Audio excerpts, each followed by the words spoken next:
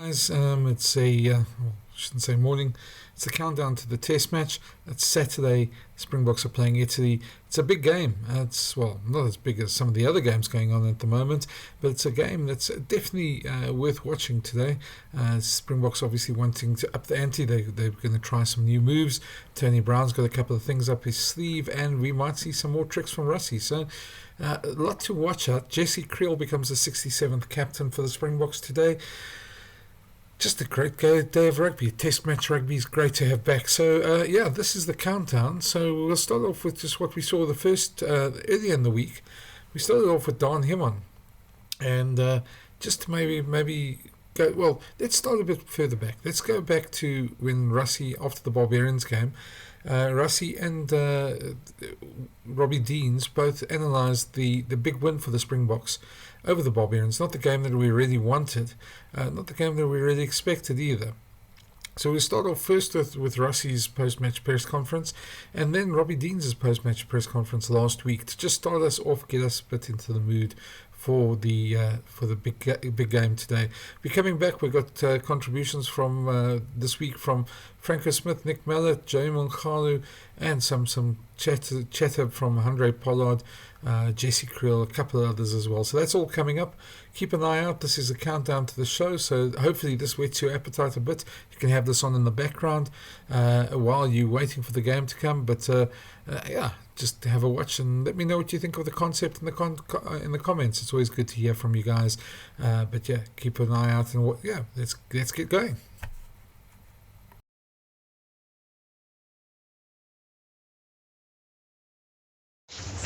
I'll find out now. Anyway, 15 minutes with it, and then we'll come in later for the mix-up. English first, and then Afrikaans at the end. Hands up, please, guys. Nathan? Firstly, guys, congratulations for winning Russie. Obviously, it was running with the outfit, but just give us your recap of the game. Well, we know the Barbarians, they were put together, and they obviously trained the whole week, if they had trained in the rain. And then today they ran all the time, but so glad for the win. There's lots for us to work on, but to keep them only for 7 points and we're getting to the score where we got to, we're fairly happy. Didn't get a lot of injuries. Some guys got some hit outs today which haven't played for a while, and some guys who doesn't have a lot of caps play. And we just glad we got through it. And we understand that for them, this is probably the worst conditions for a Barbarian team to play like this here, but still we had to keep some structure. So overall, I guess satisfying, but it was just a good hit out. Now the test matches start next week. Russie, congratulations. Also, just on your captain, Jesse came in late as captain to replace Sia. Just your thoughts on how he went and also the characteristics he brings as a captain to the team. I think he's always the guy that anyway is the captain on our defensive side of things, which is 50% of the game mostly, normally. And I mean, it's not a difficult choice. If Jesse is captain or not captain, he contributes the same amount. Today Jesse had to discuss some stuff with the referee during the game. But I'm proud of him. I'm glad for him that he has that under his belt now. I know it's not a test match, but it's we know he's a student of the game, and today he wasn't just captain on defense. He was on both sides of the ball, and obviously communication with the referee, and we knew he would do a good job. I see it's good to you after getting through 70 minutes, one of the big positives for you as a takeaway from the game. Yeah, I think what he went through with his sort of condition that he had which almost was career-ending for him.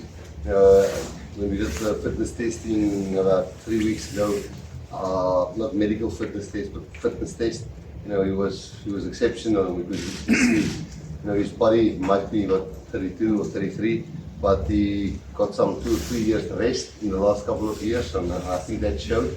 I also thought John Klein really went deep into the game really well.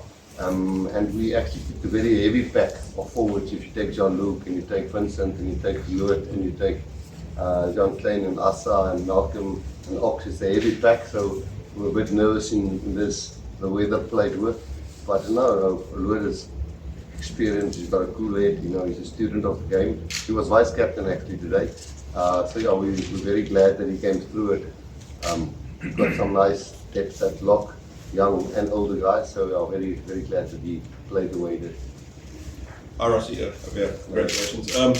Is the Andre Esterhuizen move something you're going to look at more often, or was that a situational? No, I mean, I guess it's out there now, you don't have to. You can have two ways of looking at it. You can have a 5-3 split or a 6-2 split and Kwacha covering for your wing. And we're just doing it the other way around now, where, I don't know, you can call him a hybrid or whatever you can call him. But he's a backline player, he can also play in the forwards now. Where we always got a guy like Kwacha or Peter Steff who's a forward who will probably, if we've got an injury, cover the wing in certain aspects of the game. If we do get 3 backline injuries, and a guy like Andre just gives us the option now, because he's been training with both the forwards and the back. I must say Felix handles it really well in terms of his load, how much he does with the forwards and how much he does with the backs. Obviously, he was part of scrumming sessions now. We've been doing it for a couple of, we've been chatting to him, I think 4 or 5 months ago, and make sure that he's a backline player who can also play forward, where Kwacha is a forward player who can also play backline. So, but I guess can't just bank on a guy like that, one injury, and that goes out the window if he does get an injury. But at this stage, it's very nice to have. Rossi, obviously a lot of players today raised their hands, but you must be happy with a guy like Vincent. The performance he gave you today. Yeah, if you look at the guys that we've played against, Peter Romani and Sam Kane and the other loose forwards, they're not boys, they're experienced. And for Vincent to come up against them and play the way he did, I thought Jael also played really well. Kwacha was excellent when he came on. But Marco, the late withdrawal from Sia, so Vincent was good. But I think the whole pack was overall pretty okay in this way. That you need the pack to dominate a little bit. But we also understand that there won't be a lot of cohesion in the way. Sam Kane wouldn't have played a lot with Peter Romani. So it was good, but we're also staying very realistic about the position or the circumstances. But we're happy with the way it performed. Jesse, you must be pleased with how the attack went, considering the conditions. Some really nice touches, passes, garbage through. I know some balls was fall because of the weak weather, but still some good combinations there, and also the wings getting some ground out wide. Yeah, I think obviously very happy with all of that. I think it actually started in the week. On Wednesday we spoke about just our mindset and mentality going into training and whether we're going to let the weather affect us or not. And I think it was nothing different today. I think we came in here positive. We wanted to be brave and bold with the ball in hand. And I think we looked dangerous with turnover ball. And I think it's always great when you get the ball into guys like Fassi, Cheslin and Kirtley's hands. They're special rugby players and they can make something out of nothing. And I think we saw a lot of that today. So Rassie, great start to the season. What else can South Africans expect going forward? Well, Italy gave Namibia. I know Namibia is not one of the tier 1 nations. They gave them 70 points, and we saw how well they played in the first 2 test matches in 6 nations. I guess sometimes squad depth is a bit tough for them because they only really have two clubs to pick from. So we won't get carried away with a game like this. It's a festival game, and we're playing at home for a team that only practice a few times together. But certain things came through. We want to get better. I guess this match and the next 3 matches that we play, we're trying to focus a lot on us. Because when we hit rugby champion Georgia will also be a grind. I guess we want to get better. The weather was more dry. I think some of the line breaks and half caps that we got, we were a bit ambitious trying to offload and just force the last pass. In a dry weather, I think that could have stuck. But after half-time, when the guys spoke about that, they toned it down a little bit and we played a little bit more conservative and got more points. So I guess we'll get used to this weather if we get that again. But we can't wait to play on a dry pitch and still improve on our attack. Rassie, how many guys would have swayed your mind tonight? Was there possibility for them looking at the first test against Italy, or I know you guys picked internally on a Sunday and that's tomorrow for the next week, but Was there a possibility for some guys to play themselves into that first 16? I guess that the guys will know tomorrow night who's playing Italy 1 and 2, they've got a fairly good idea already.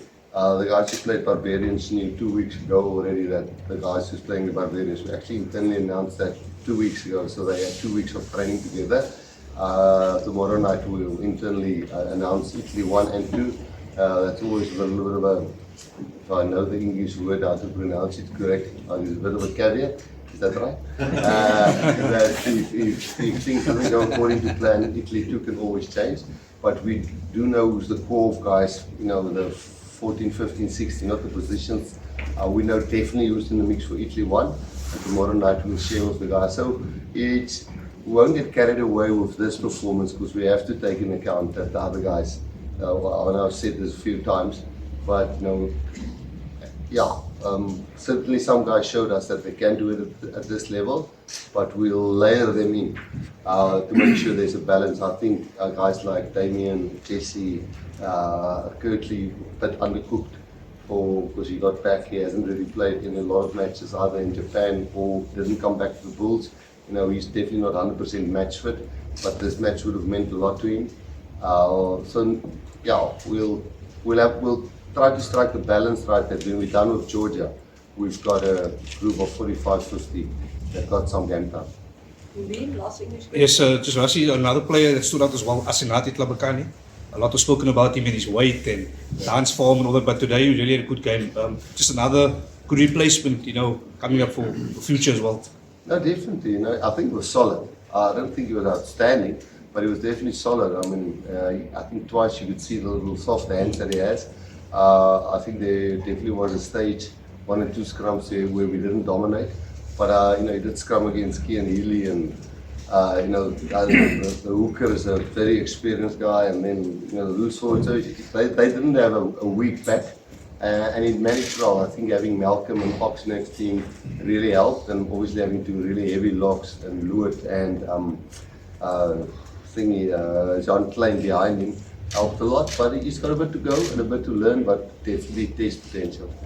Okay, Afrikaans guys, Justin? Rassie, net 'n opsomming asseblief van die wedstryd en voel jy miskien dat die definitiewe doel het bereik het in terme van wat jy uitgeset het? Ja, die eerste ding is ons wil graag met 'n wennoot begin het. Dit is net so moeilik soos dit vir hulle was in hierdie natweer. Was dit maar vir ons om lynstaanballe te vat, om sy line bereik het, om die bal miskien te offload en ek het gedink dat ons 'n bietjie meer expansive speel, maar obviously die weer het hulle baie beperk wat dit aan betref. So overall niks ernstige beserings sien. Ek dink jy al het net 'n bietjie stamp in sy kop. Sia sal volgende 100% reg wees. So dit lyk of niemand 'n besering het wat hierdie game kom het, so dis positief. Obviously om 50 punte te kry is positief in hierdie weer en hulle net 7 punte te laat gee. Maar jy moet altyd maar 'n bietjie realiteit hou en appels met appels vergelyk. Volgende week is 'n toets. Maar hierdie dan vir ons 'n idee gegee oor 'n paar spelers wat ons so 80% seker maak, ons seker nou so 100% seker hulle kan toetsrugby speel. Rassie het nou genoem van Sia wat gaan reg wees volgende week. Ek weet nie of ek dit gemis het die week nie. Ver is Pieter Steef te toon. Pieter Steef sal seker Italië 2 skryf. Rassie, jy moet seker tevrede wees met die aanvallende skopwerk. Jy weet as jy kyk na daai eerste 2-3 hoe belangrik Fassie daarmee was en Damien wat die 3 geskep het ook. So dit so van my miskien beplan vir die wedstryd dat dit is die tipe ding wat julle doen en ons meer kan verwag hierdie jaar. Ja, Steven, ek dink in hierdie weer kan jy nie 'n klomp balle hardloop en met die nuwe manier van skeieregters of die reëls werk is om daai clear access te gee na die jumper. Ek dink selfs die skoppe wat ons gechase het was Cheslin skitterend en die Fassie het so 1 of 2 laat val waar hulle die bal teruggeklap het. Maar ja, ek dink Tony en Stokke werk baie hard in die ouens se klein vaardighede met klein skoppies hier en daar. 'n Paar het nie afgekom nie, maar om in hierdie weer te ge-execute, dink ek kan ons tevrede wees. Hooplik in droë weer werk dit nog beter. En ek dink die balans tussen wanneer ons op daar loop, ek dink Manie het uitstekend gedoen toe hy opkom om spasie te sien en ouens in spasie te sit. So ek dink ons is tevrede. Ja. Gassie, wat was in jou gedagtes toe mense die nasionale lied sing en hulle dink toe terug aan die 95 wêreldbeker? Ek weet nie waar hulle dink toe ons sing het. Nee, ons die staat in die coachesbox kry nie so al van baie nie. Jy voel nie lekker, dit is bietjie stil, dit is omtrent klankig. Maar jy kon die mikrofoon hoor, ek weet nie, weet as jy in Bombela sit, dan voel jy het, want jy sit buite of van die ander stadion. Maar ek wil nie dankie sê vir die mense. Obviously ons is baie trots in wat die ons in 95 gedoen het, en hulle het gedoen vir wat ons almal droom, en van daar af kon nou ons droom 'n bietjie realiteit maak. So dis die mense daaraan gedink het. Ek wil eerlik sê, ek baie stadium sing hou en jy kyk wie warm reg op en wie se kop is reg in die game, en maar alwies is om in hierdie weer uit te kom en in die reën te sit en daar te bly sit en saam met ons deur die game te gaan met die passie wat die mense hier so was. Ek weet daar's 'n paar goed waarvoor die mense nie baie tevrede was miskien was van die pryse bietjie duur van die kaartjies en so aan. Ons het nie beheer oor daai goeders nie, maar om teen 'n Barbarian span te speel en ek dink daar was oor die 40,000 mense. Party lande kry dit nie sommer reg met die tipe toeskouers. Die vader sê nie eers weet wie regtig in die Barbarian span gaan wees nie. So nee, ons is altyd trots op daai 95 span. Hulle het iets gedoen dat ons almal se drome so 'n bietjie meer realisties gemaak het. Laaste vraag. Rassie, ek net graag weet, ek moet net Marie se naam noem, dat definitief gelyk of hy net baie selfvertroue vanaand geskop het. Ons altyd geweet daar sit iets wat moet klik in sy skopwerk, saam met die spel wat hy speel. Is dit iets wat julle aan gewerk het die laaste paar weke in die BOK, of is dit iets wat hy baie hard aan in die afseisoen gewerk het? Nee, Tony het baie hard met hom gewerk. Gerrit Wright het ons ook geshadow vir 'n week, wat hy 'n paar dae wat hy saam met ons was. Maar ek sê vir Tony, ek wil die krediet hê, ek vir Manie gesê hy moet probeer miskop. En dan gaan die balle oor, nee, ek spot net. Nee, Manie is definitief, hy is op 'n goeie plek. Manie is 'n competitor, maar 'n great span ou. Sasha, mense gaan ons maar deur dip. Sasha is nog 'n bietjie 'n jonger ou wat nog 'n bietjie 'n paar dinge moet leer. So is fantasties om Manie daar te hê wat vir Sasha help, om vir Tony daar te hê, om vir Andre daar te hê, en vir Damian Willems. So ons regtig bevoorreg met die loskakels wat ons het. En ek sien so 'n bietjie quite 'n goeie determinasie in Manie se gesig, weet wat ek hou daarvan. Thank you guys. Thanks to you.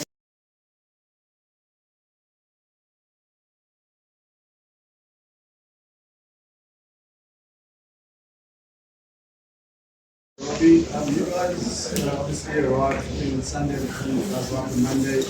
You already had your full 23 training on Thursday for the meeting. Overall, how was the game for you? Just a recap of the game. Yeah, it's never pleasant when you get that many points put around you, but then it's always on the cards. You know, you're playing the world champions at home. Conditions really probably helped them, didn't help us to settle. We were inaccurate early, couldn't get enough ball, couldn't create any pressure, and South Africa were very good, as we know. So it's a great start for their campaign, and there's some good footy ahead for them. There's some great rugby to come. Robbie, I suppose you don't have another game, so maybe we could talk about the Springboks a little bit, just your impressions of them. You touched on it there, but do you think they're a more ambitious team than they have been in the past? Yeah, no doubt. And got so much talent. You know, they can play any which way they choose, and they're developing the ability to do that, which really helps over time, because then you can take the load off your group. You know, historically they were quite one-dimensional, but very good at it. But now they can play in many different ways, and they're a lot more ambitious, and they've got some talent that's prodigious, you know, that other nations give anything for. They're point of difference players that can unlock a game. It makes it hard. Yeah. Just on there as well, talent, you speak about talent. Which players stood out for you from the Springbok side? I always enjoy watching Cheslin, even when I'm playing against him. He's just so positive, you know, and you see his positivity into contact, let alone in the air. He's just a freakish footballer. Yeah. Robbie, Rassie sort of touched on it. He said the box thought you were going to play a bit more of an expansive game than you did eventually. Was that part of the game plan, or was it just the conditions and the defensive structure you came up against? Oh, it's possession. We didn't have possession. You know, it was only late in the first half we really got possession to be able to play. We actually created a couple of line breaks from the limited ball that we had. But yeah, you need a platform. There's some great scrumming from our boys. I thought the scrumming was exceptional for a group that just get thrown together with no background. To be able to scrum that effectively against South Africa was impressive. Robbie, just speaking on the guys that are playing the last game today, seeing Peter Mani, I mean, big careers coming to an end for them. Yeah, I mean, it's a privilege to be in the same changing shed as blokes like that. Keon's had 137 something caps. Peter O'Mahony is just revered around the world, a very respected rugby player. And then Sam Kane also, Camille Schatt, another one. This will probably be the last international fixture you'll see of him. All class blokes, aside from being good rugby players, they're quality people. It's been great just to spend some time in their company. Robbie, do you think that considering the growth in the Springbok attacking game, that they have a good chance to break that Eden Park sort of run over All Blacks later this year? Oh, no doubt they can do it. Absolutely. And I've got no doubt that it will be very much on the radar, but they'll, you know, they're an experienced group. They know how to win, and there's a lot of footy to come before then, but that will just prepare them for that moment. So that's going to be a great occasion. Yeah. Robbie, rugby in general, I mean, you know, there's been some criticism, but you kind of get the feeling when you see a side like the Springboks playing like they are, you know, rugby could be in quite a good place. What's your general feeling about the game? Well, the people answer that. You know, 45,000 people turned out when it's rained all week and raining on the day. That answers that question. Yeah. And you've only got to look at the rugby around the globe. You look at all the major competitions. It's got a good following. Top 14 is thriving. Top league, well, it's League One, they call it now. Japan is thriving. Super Rugby had the interest in that competition lifted significantly this year. So the code's good. Yeah. Okay, putting up a team together in a space of a week, I mean, how was that experience for you? It's always tough, particularly tough this year. I don't imagine it'll get easier anytime soon, but I think it's still really important. I think this concept is unique and special. It's unique to rugby in the first instance. You gather people from around the globe that normally play against each other and play together with limited prep against an established international combination. It's a great experience. And that's what the game's about. It's more than just win-loss. And that's what these guys have experienced. Robbie, you spoke about all of the talent of the Springboks, but as a coach, if you could, would you have loved to have coached a team with the talent that the Springboks have? Oh, anyone would. But ironically, with coaching, you know, people look at win-loss, they look at campaigns where you win as opposed to when you lose a final or maybe not even make a final. And they look at them from a distance, they say, well, they must have been very different. There's actually not much difference. It's just little pieces of detail that define the outcome. But the experience of the whole campaign and the work that goes in and the camaraderie and what makes up the game, it does not change a lot. And those that are in the game understand that. It's always better to get up than not. So I've learned over time that even the bad experiences actually become good because you come to understand what they offer you.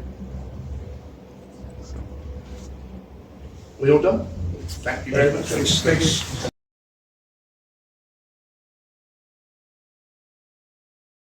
Who's buying the lagers tonight? My wife. My wife, son. Die baas is in beheer. You buying all the lagers? Hy sê so, maar dis nie waar nie. Well, there's trouble in that relationship, folks. Hello, where are you from? Van the Bouwpark, B-Town. Yeah, that's a long time from home, but anyway, welcome here, guys. Welcome. How's it, partner? How are you? Skalkburger! The Skalkburger, that's it. Skalkburger! I think he's had one or two too many of these. Wait. Who's winning today, by the way? Wait, I have water. It's going well. John, come. This is going to be golden. How's lunch going? We just started now, so it's going to go great. What's your favorite? You going for the salami or the chicken? Has to be the chicken, yeah, has to be the chicken. The chicken's the favorite. Don't go for salami if you're at the beer tent. Kry ek 'n stukkie droewors? Baie dankie, oom. Maybe not, oom. And the Springboks prevail once again.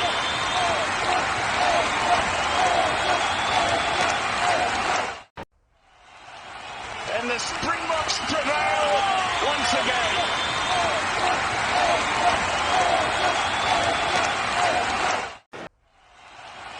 And the Springboks prevail once again.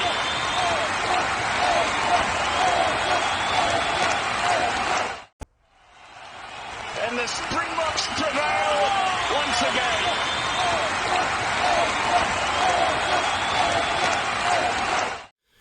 Then we started the week. Obviously, Italy's been in here. They beat Namibia by 70-odd points this last week. So they come with a pretty decent challenge. Most people expect the Boks to beat them quite comfortably. But I think they certainly are going to give up quite a decent challenge, at least in the first half against the Boks. I expect this Boks to do pretty well and to put up quite a good score against them. But we started the chat, just talked about the Barbarians, where the Boks are right now. I had a special guest on Monday, my colleague Gavin Rich, and we also brought in Nick Mallet, who's in France at the moment. He's travelling around a bit, and he joined us to talk about just what his thoughts were of the Barbarians game and just where he thinks the Boks are at the moment. So yeah, let's go through that. We'll play that next.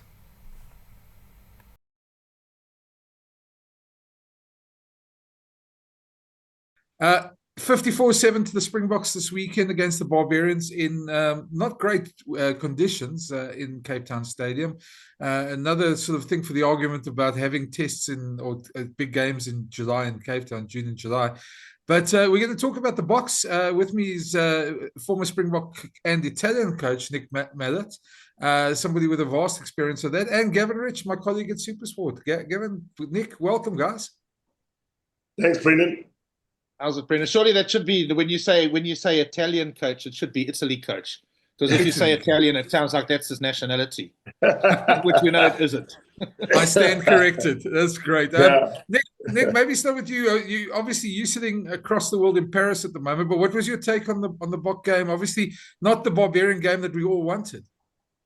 Yeah, I think there are a couple of things that sprang to mind there. First of all, it's very, very difficult to get a group of players picked out of the Japanese league, picked out of New Zealand, some playing in Europe, and in 10 days, get them to be competitive against a test side that's had 3 or 4 alignment camps, understand each other really well, and have prepared. They prepared as though it was a test match. So what you've got to be very careful with these sort of games, I think. And I'm talking from the Barbarians' point of view. When I coached them, I didn't go along the lines of the Barbarians always play a running game. We always are here just to entertain, etc. I coached the team to win. I said it just depended on the conditions. First of all, that's absolutely vital, and also the opposition's strengths and weaknesses. I said when we played against New Zealand. It was a lovely day at Twickenham, but they had a really good side. And I said, if we don't defend well, if we don't defend for 5, 6, 7, 8 phases well, they're going to clean us up. And luckily, I had Southern Hemisphere players there who really got stuck in. And then against South Africa the year later, We had a really good back line, and we took it to them through the backs, and we managed to out attack them and their defense, put their defense under pressure. So a lot of what I was doing was trying to win. I think the pleasure comes from winning in any competitive sport, and this, to try and run the ball in cold, rainy weather in Cape Town, is madness. People could say that South Africa didn't enter into the spirit of things because we had a kicking game, but that's exactly how you have to play. So two things. First of all, the underprepared nature of the Barbarians team, and secondly, they couldn't get their hands on the ball. It took them, I think, 40 minutes to get one set piece in the Springbok 22. So you've got to actually play a territorial game. You've got to transfer pressure onto them, kick, force the box to make mistakes, and they didn't do that. So it wasn't very successful. Yeah, I would say, Brendan, that adding on to what Nick was saying, it sounds like a funny thing for a rugby writer to say this, because then it makes it sound like I'm not doing my job. But I almost lost a bit of interest in the game after 10 minutes, because I just sort of thought, well, you could see what was coming. It all became predictable after that. That first try, I can't remember who kicked it, but they kicked it into the corner. The Barbarians wing went back and grabbed it, and then passed it inside to that poor fly half. That 23-year-old guy, he looked like he was just like completely stunned. What's the word I'm looking for? Like a deer in the headlights. And he caught the ball and dropped it over his try line. And that set the pattern for the game, because then the Springboks scored a driving maul try to Malcolm Marx from that field position. And then it wasn't long after that the ball was kicked onto him again. And I think he was still recovering from that first mistake.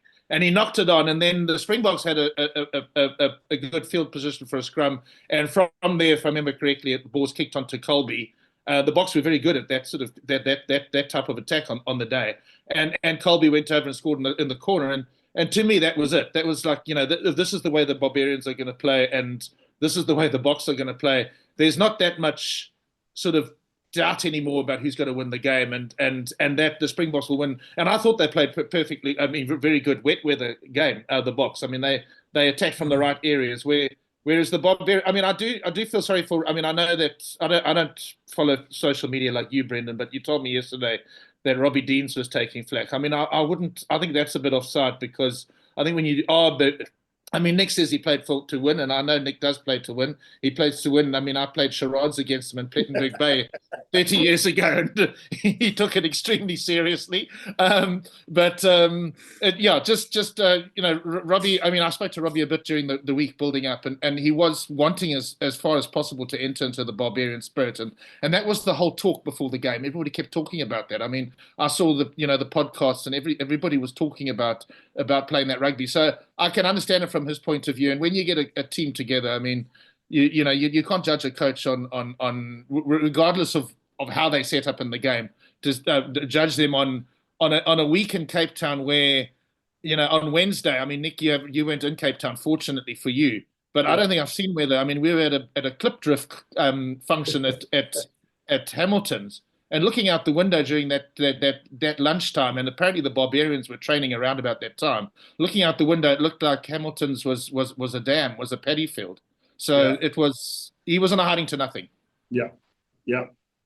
Just to add on to what you said, I think I spoke about the Barbarians and what they didn't do right. I thought the Springboks got everything right. I thought the kicking, the pressure, putting the receiver under pressure, the way in which our wings contested it. But what I really liked was the intelligence of the second last player. We had Fatih once where you just mentioned that little grubber threw on his right foot and his left footed, beautifully weighted for Colby. And also Damien Dallander, putting it, we call it coffin corner, it's into the corner where the fullback has to come up and take the last man, and your blindside wing is covering to try and help you. And you just leave it there, either just short of the in-goal area or just short of touch. And there's nothing that covering wing can do except either kick it out or else do something stupid, which will give you a penalty or a turnover try. So I really like the way their kicking game, their offensive kicking game, and they stuck to it right through. This is the way to play rugby in this sort of weather. And I don't care what's coming. We're just going to continue to do that. And I really liked it. Good driving mauls. Nice to see Damien Dallander and Jesse Creel coming in to help on that first drive over try. The two centers, they're big guys anyway. So They made a big difference. And Colby, I think we just chat about the back three. I think that Colby and Orense and Fasti really did outstandingly well. They were very good under difficult conditions. I mean, Colby just is outstanding, a little pocket rocket and great in the air, but superb feet on the and just impossible to stop on a day like that. You know, you mentioned the midfield there, Nick, and I know, sorry, Brendan, you must actually talk, but you mentioned the midfield, and you know, when you're at the game, sometimes you can watch things. So I said that I sort of switched off after 10 minutes. I mean, that's not entirely true. Obviously, I was very interested in how the Boks were going to do. It was just that the interest in the game from a sort of competitive point of view had gone. But I spent quite a bit of time watching those two centres, De Allende and Creel, and you know, I mean, there was sort of a change in the way rugby was played long ago, like many decades ago, when centres became auxiliary flankers. I mean, Dick Muir, and I remember there was a guy, Scott Lenine from Scotland, and there were a couple of guys who did it way back then, and obviously the Kiwis. But those two players, their work rate is incredible. I mean, we might talk just now about Andre Esterhuizen being a centre who played loose forward, but you know, it's almost like they have the work rate of loose forwards, those two guys. I mean, I think that they're such a big part of South Africa's success. I'm talking about those two particular centres, but obviously Rassie will coach other centres to do the same. But I just thought that they were outstanding on the day. Very true. Yeah, I think Gav. Sorry, come in here. I agree with you, Gav. I mean, those two really have sort of almost established themselves. I mean, Andre Esterhuizen and the Kanye who are the next guys and could walk into any team in the world, probably are going to struggle to get back into that starting lineup. But there's a trend that's also coming. Is we spoke about Fassi, but I mean, Damien Willems is still around. Where's he going to fit in? Yeah. And we're going to get to a point where we've got 3-4 players in each position. And that's an amazing position to be in for a coach. I mean, just look at Flav.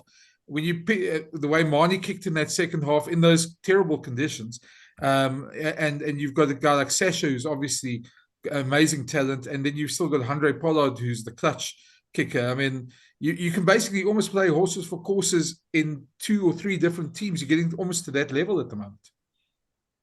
Yeah, it's not just sorry, Nick. It's not just about horses for courses.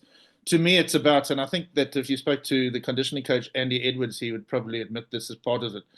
South Africa needs a lot of depth because of the situation we're in. And you know, it's my hobby horse that the 12-month season just doesn't work. And South Africa playing in the Rugby Championship when Ireland and all those players are resting, and then playing URC and Champions Cup when the Kiwis are watching cricket in New Zealand. To me, that's just unsustainable. But the only way we can maybe sustain that is actually if we just build up such incredible depth and give as many players as possible international experience, so that when there are injuries, and there will be, I mean, we know about Eben's problems and other players that have struggled during the season and are struggling to keep themselves at optimum, let's say, for an entire season, which these days the word season doesn't exist. So it's a year-round occupation. We need that depth. South Africa needs that depth more than anybody does, just because you have to have players because people are going to get injured. You mentioned Damien Willems. He didn't play that much rugby this last season being the Northern season in South Africa's case. And now he's been obviously suspended. But you know, when he comes back, hopefully he'll be fresh. But the other players that have struggled and have been playing a lot of rugby.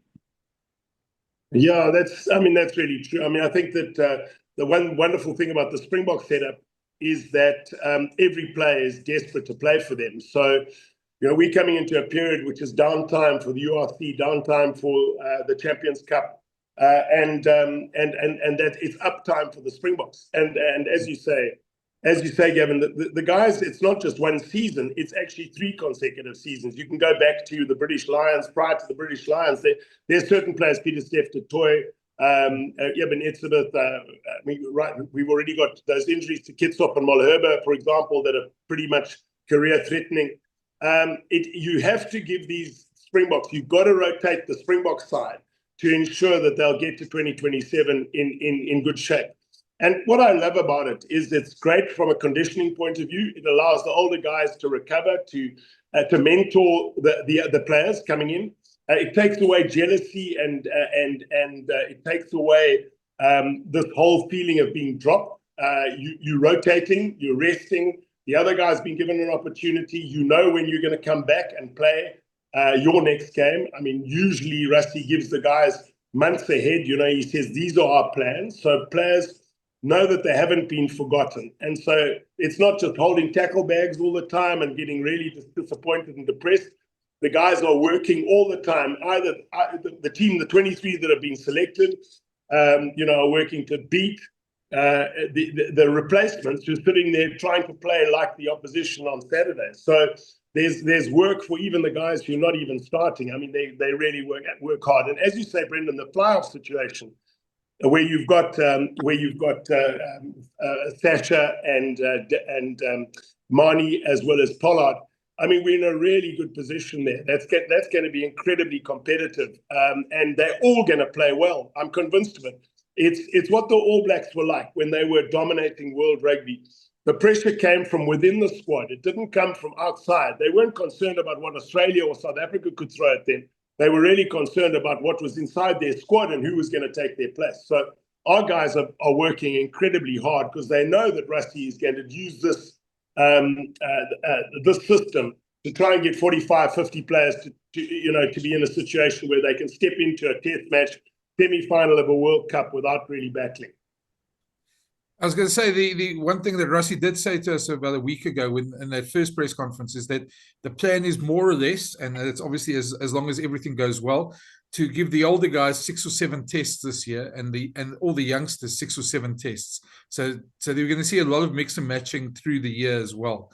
It's going to be interesting to see what they do this weekend. Just before we get to obviously the Italy thing, I just wanted to ask you guys on in terms of the front row. They got a bit of stick. They obviously they weren't as dominant as we used to. It's not that it was a bad scrumming performance, but it obviously wasn't what we used to with the Springbok set piece. And we are pretty thin at loose head at the moment.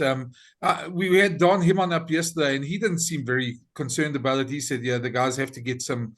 That second half front row basically didn't have any caps, and Jan-Hendrik Wessels had 3 caps, I think, was so very inexperienced front row. But just your thoughts on that, and just where and how the scrum's looking. Yeah. I just thought you mentioned the second half with the guys being inexperienced, and you say Don addressed that. I actually thought that I was more concerned about some of the scrums in the first half rather than in the second half. They started off really well, and then they, Rusty was asked the question by a journalist in the press conference, and the journalist prefaced his question by saying that Asanati was really good.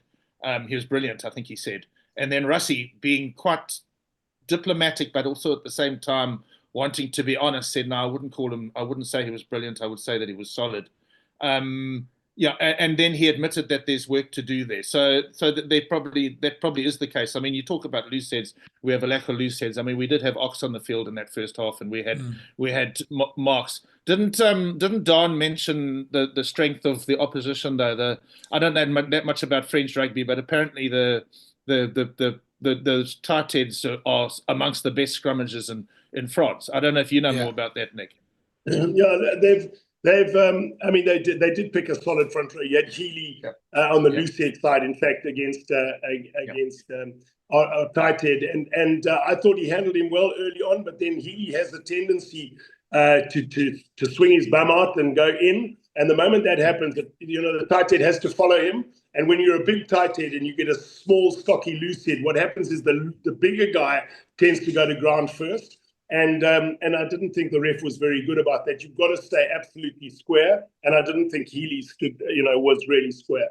And then when we moved to the second half, so I agree with Rusty. I think he's only 26 years old, Abdelkani. So he's got a lot of growing to do in terms of experience. And we know that tight heads take it, in their 30s before they start becoming at their best in terms of what the opposition is trying to do and how you negate that. So in the second half, I thought that Neertling Forsie, who's one of the top scrummagers in the URC, I thought he had a hard time against the loose head, against the front row that came on. So they did select 2 very good front rows. And he had, I don't know whether you call it the disadvantage, but he had a centre pushing, but it's a centre who weighs 120 odd kilograms. So he should be, have been, Easthuizen should have been, heavy enough to hold him in his place.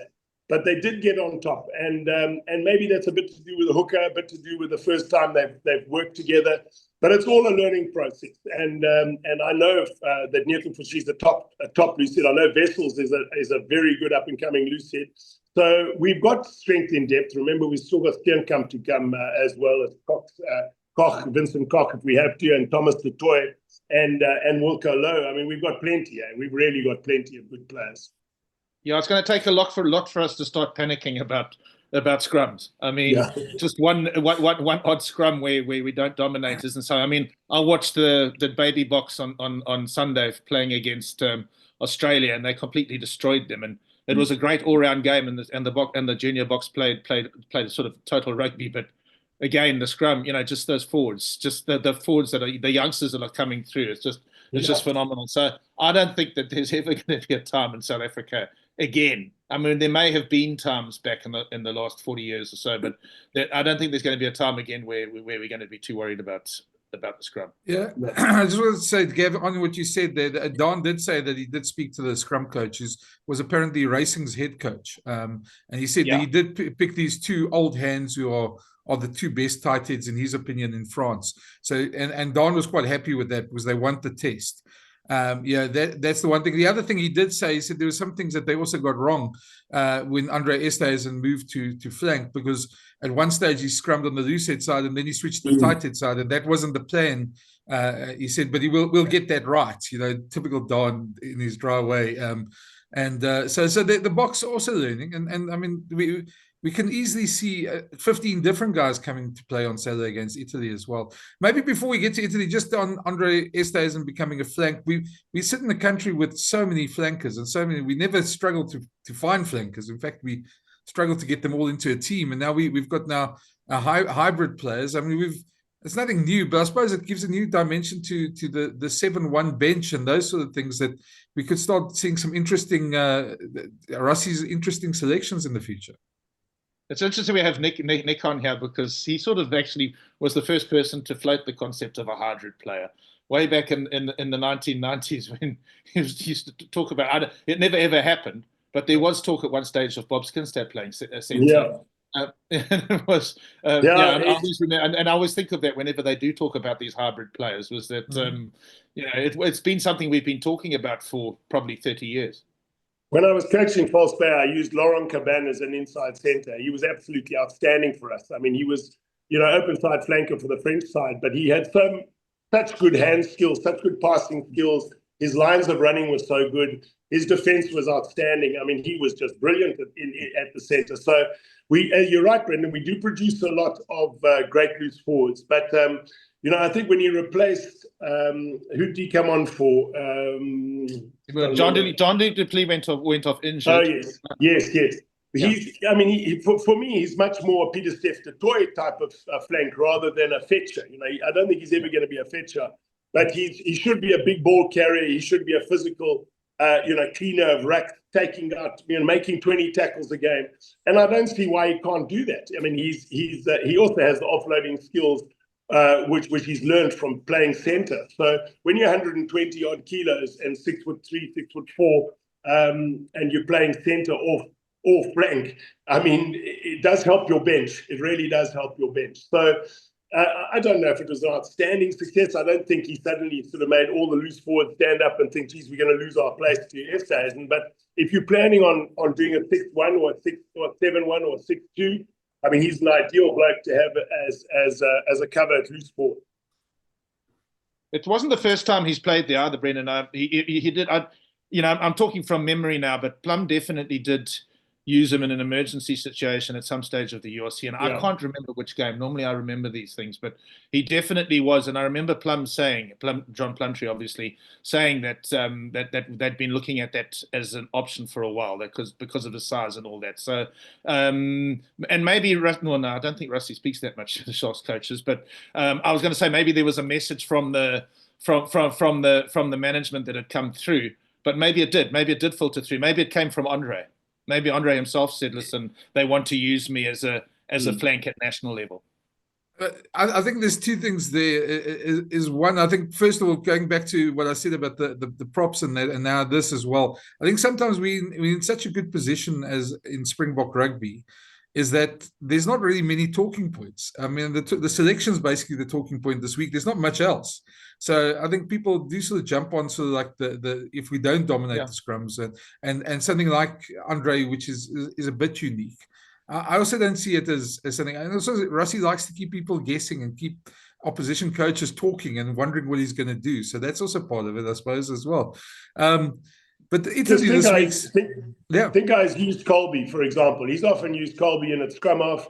I think he's brought Dallander in to jump at the front of the line-out once, or he's Essays, and I've seen jumping in the line-out for driving more. So he's always coming up with some little different play that the opposition haven't seen before, and I love that about him. I love the fact that every Test match there's the opposition can only analyze the box to a certain extent, but they certainly can't analyze exactly what they're going to be doing every weekend. Yeah, I wish we saw the move a bit more, that one from 2019, the ball in the midfield. That would have been, I think we can use that a bit more as well. Nick, on Italy this week, they've obviously, they're a side that tend to always just be on the brink of that breakthrough, but they never seem to get that breakthrough. And I mean, they've in the Six Nations, they looked at stages the last couple of years very good, but they just don't seem to get there. What are you expecting from them? I mean, I listen. I think they really deserve their place in their Six Nations. They've beaten Wales, I think, 2 or 3 times in a row. They pushed England to a 1 point. When I say 1 point, to within 1 score of winning. They've pushed France. I mean, they drew with France last year in particular. They had a very, very good Six Nations. I think they won 2 and drew 1, I think. And this year, I mean, they pushed. I mean, they had a bad start. I can't remember who it was against. They took a 50-odd points, but then they got back into it. In the last 2 games, they played really well. If you look at the way they've structured their rugby, it's not unlike Ireland. They've got, instead of having 4 provincial sides, they've got 2 in Treviso and Benetton, which is out of Treviso, and also Zebre. And they use Zebre as a sort of academy team, a couple of good overseas players to give them experience, but then a lot of the under-23s, under-21s go to Zebre, and the main internationals are played out of Benetton. And they've done really well. I mean, they've been very competitive in the URC. So when you get all their players on the field, I think, they've got a decent scrum. You put 70 points past Namibia, you're doing something right. There must be something going right.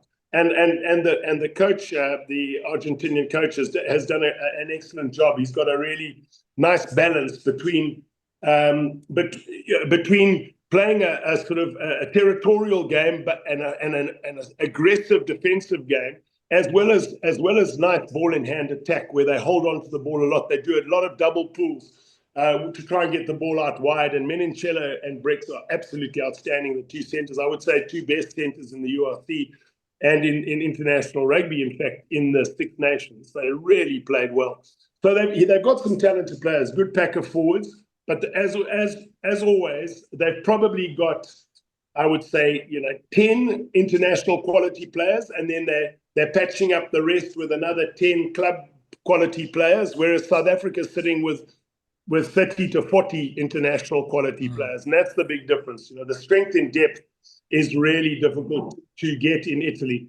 I'll just give you some figures. You pick an international side out of 17,000 registered rugby players in Italy, only 17. In the Western Cape alone, there are 90,000 registered rugby players. So in the whole of South Africa, I think there are 250 or 300,000 registered rugby players. So, when you think that includes women's rugby, Old Crocs rugby, children's rugby, you're basically selecting from about 3,000 rugby players. So they punch above their weight, but I don't think they're going to be able to match the box in these next 2 tests. For them to get a score of around about 30 points to 10 will be very good for Italy. Yeah, I was going to say, I mean, I remember when you were still coaching those 2 tests, they were, almost 200 points in 2 games there. They're not quite there at the moment. They're a bit better than that nowadays, but they're not quite. Huh? Was it as bad as that? I remember the I games never being a bit closer conceded. than I that. never conceded 200 points. We lost to the No. we lost to No. the Springboks 24-15. No, I think it was. you're missing. You're We were missing. at Witbank. I said we. No, we were coaching the box around then. That Oh, time. sorry. The sorry, box. sorry. Oh, sorry. Yeah, I thought you were saying when he was coaching big Italy. difference. I was about to put my boxing gloves on. And Yeah, no. I'm sorry. I actually interpreted it. I interpreted it as that as well. I remember those two tests. I think they were in. They were 2000. Anyway, those two tests. I think they were in 2010, early 2010, were they? Anyway, those two tests. I remember there was one in East London where that's with right. them for a while. No, we took 50 in East London, but I said to the players, if we finished within 10 points of South Africa, I would shave my head, and they were so delighted. I think it was something like 9 points difference. Yeah. And they couldn't. I mean, they got into the change room and they already had the number 2 clippers there where it took everything off. So, and then it is what it is. They once you put in a great performance like that, the Springboks really tightened up. They decided they were embarrassed by their performance. And in New Zealand, and in where was it? We played in East London. In East London, they really got stuck in, and we conceded 50 points in that game, which was disappointing. We only really conceded. In fact, we only did concede 50 points twice. Once against England, where I was stupid enough to pick Mario with the flanker at scrum off. You talk about hybrid players. I didn't have a scrum off, so. I picked a 40 cap scrum flanker at scrum off, and obviously under pressure he really cracked. And we took 50 against England, and the other one was against South Africa. Otherwise, we were quite competitive. You mentioned for hybrid players now. Sorry, I'm sort of like digressing now. But when you talk about hybrid players, you've now made when you talk about you using a loose forward at scrum half, you make me think that maybe we were ahead of the curve a long time ago, 1974. You're Harry Sonicus, yeah. I think that was more that they didn't want to pick Roy McCallum, who was an English guy. Yeah, probably. Yeah. Oh, we've got a couple of minutes left. I just ask quickly about Nick. Your thoughts on the Lions so far? Do you think the Wallabies are going to have any chance to avoid a 3-0? I do think so. I think I'm worried. I'm not worried. I mean, it'd be quite. I'd be very happy if the Australians performed well against the Lions, because we don't want to see an Australian team down at number 9 in the world. I don't care what people say. We want the Southern Hemisphere to remain strong, and they've won 2 World Cups. They've been content. They've won Tri-Nations before, and they were in a downward spiral. So I think what Joe Schmidt has done has been outstanding. He's brought together a group of players, and he's playing a very measured style of rugby. It's not just touch rugby and get out there and barbarian style nonsense that was being played at the last World Cup. This is a really structured game, good kicking game, better on defense, and they had a good Northern Hemisphere tour, which would have given them a lot of confidence. And when I look at the Lions, I say, who are their big heavies? Who are their big ball carriers who are going to worry Australia? We've got quite a few. We've got Eben, our props, our Peter Steph, the toy. We can chuck in anywhere 5 guys who can carry, and our centers carry well as well. But I look at those Lions and I see Mario Toje, well, perhaps, but not really. He could be a blindside flank as well as a lock. I like the Irish lock. He's a big bruiser, but will he play with Mario Toji, or are they both front of the line-out jumpers? And then at loose forward, no one really who can dent the opposition and give you momentum on the front foot. So I think Australia in with a chance. I'm not so negative about their chances as most people are. The people in the Northern Hemisphere, I think the Lions are going to go 3-0. Maybe they do, but I'll be surprised. I think it's going to be closer than that. Kev, your thoughts? Well, I think I've said to you before that I do think that the Lions will win. Whether it's 3-0 or not, I don't know. But I think that I'd be surprised if Australia actually did win a test, to be honest. But you've got to sort of see what selections he comes up with. It's very embryonic stage of that tour now. I don't think that losing to Argentina was a train smash. I think it was ridiculous that they actually started out by warming up against a nation that is actually ranked higher than the nation that they're playing against. I mean, to me that was completely idiotic. So I don't read too much into the Argentina result. Yeah, I think the one thing that does worry me a bit for Australia is just the momentum that the Lions will pick up, because I'm not sure the provincial teams, especially if they're not going to have their Wallabies around, are going to, they're going to gain quite a bit of momentum going through all these provincial games. And even that Australia-New Zealand game, it's going to be a bit like a Barbarians game where will the guys be together for enough time to put up a bit of a fight. So I think that's a big thing that worries me for Australia, that Lions may have a lot of momentum coming into the tests.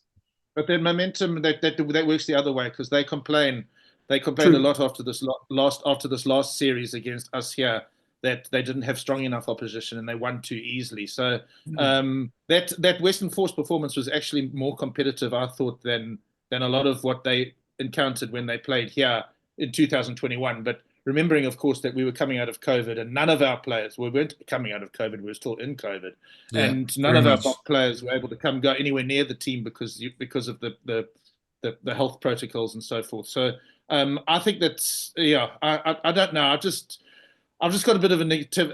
Maybe Nick's watched more Super Rugby than I have. I haven't watched that much Super Rugby, but I watched the Chiefs beating the Brumbies, and I knew that this Brumbies team was much hyped, and some people had said, this is going to be a good game, and the Chiefs won quite comfortably, and I think I was a little bit let down by that. So my sort of impressions of the Wallabies is built around what happened last year rather than what might be building in Australia, because to be completely honest, I haven't watched enough Super Rugby. I agree. I think we're going to probably leave it there for today. I think we'll have a lot more context next time we chat after the first Italy test. Nick, good luck on your travels, and hopefully we chat to you next week again. And lovely. No, it's lovely to chat to you two guys. When you talk about rugby, I can, as you can hear, it's a subject I can stick on for 24 hours a day. No, that's great. No, thanks, guys, and we'll be back next week after the Loftus test. Have a lot more to chat about. Cheers. Keep well. Thanks, Nick.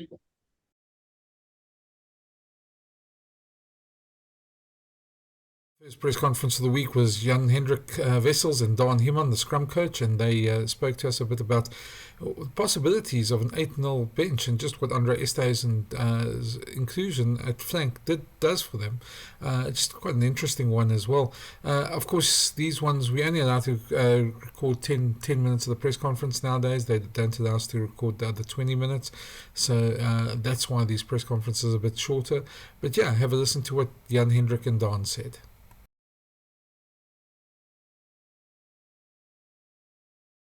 Right, let's do this again. Round 2. Okay. Yes, like.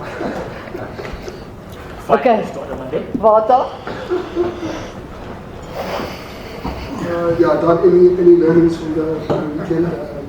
Yeah, as I said, we had a lot of learnings because, we played really against two of the best tight heads in France at the moment, rated by their coach, who was coaching the Barbas. So I had a little bit of inside info. Unfortunately, it was after the match, but I knew it because, obviously we had a look at them. And, we gave them all the respect that they deserved. But there's a lot of experience going there, and we know the French mentality. A lot of guys are playing in France, especially in the front row. So they made it a big challenge for us.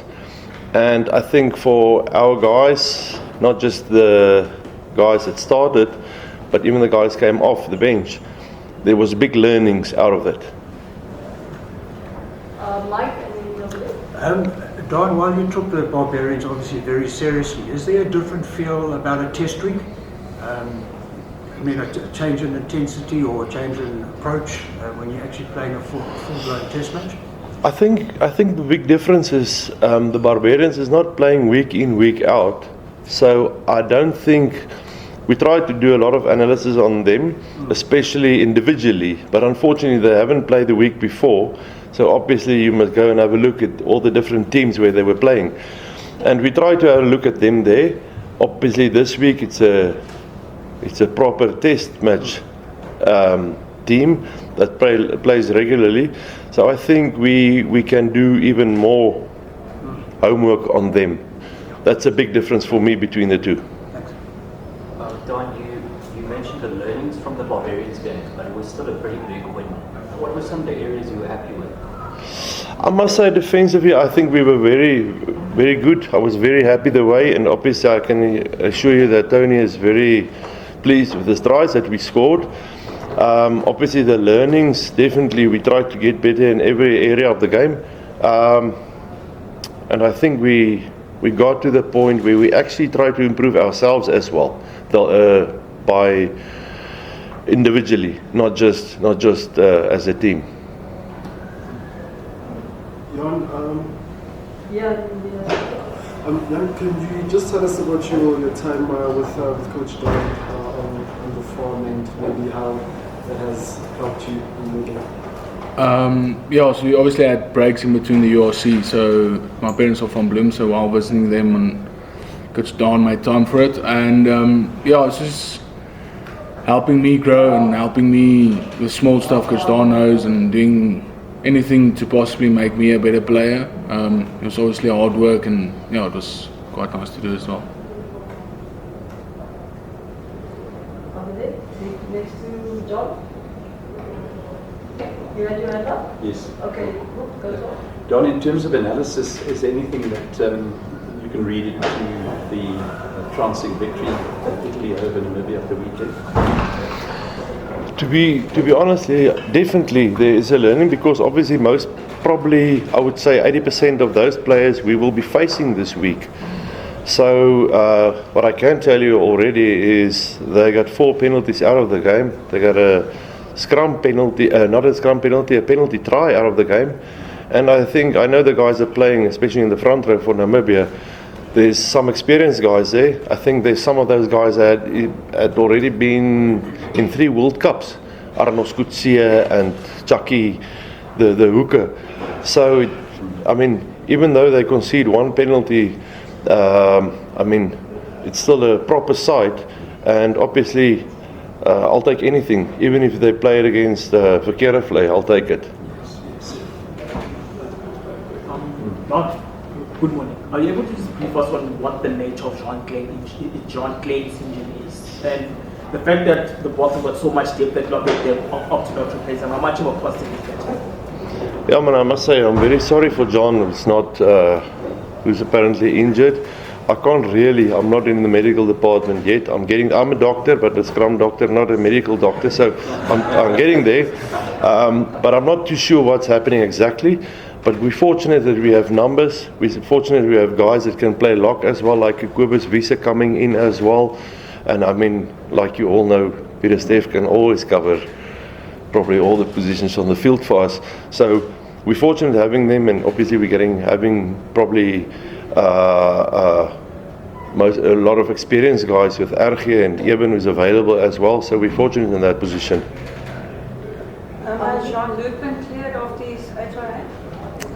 As far as I understand, yes, he came actually back on the field after he'd been assessed. So yeah, I think he's available. Marino, and then John, and then Brennan. Good morning, Don. Good morning. Just bringing you to your best. Which are your memories of your time you spent in Italy, in Treviso? It was a long time ago, I think. It was a long time ago, but yes, I was fortunate. I was playing for the Cheetahs, and then I went for a season to Benetton Treviso. And I think we went on and won the Campionato, I think so. And it was really amazing time there. It was, I'm not going into the food today, but I'm just saying it was awesome. No, it was unbelievable. I learned a lot actually as well. I remember our tight head prop was playing for Italy at that time, Franchino Proverzi, am I right? Yeah. And next to me, the Italian captain was Alessandro Moscardi. So yeah, I still know a lot of them, and I'm still in contact with Alessandro.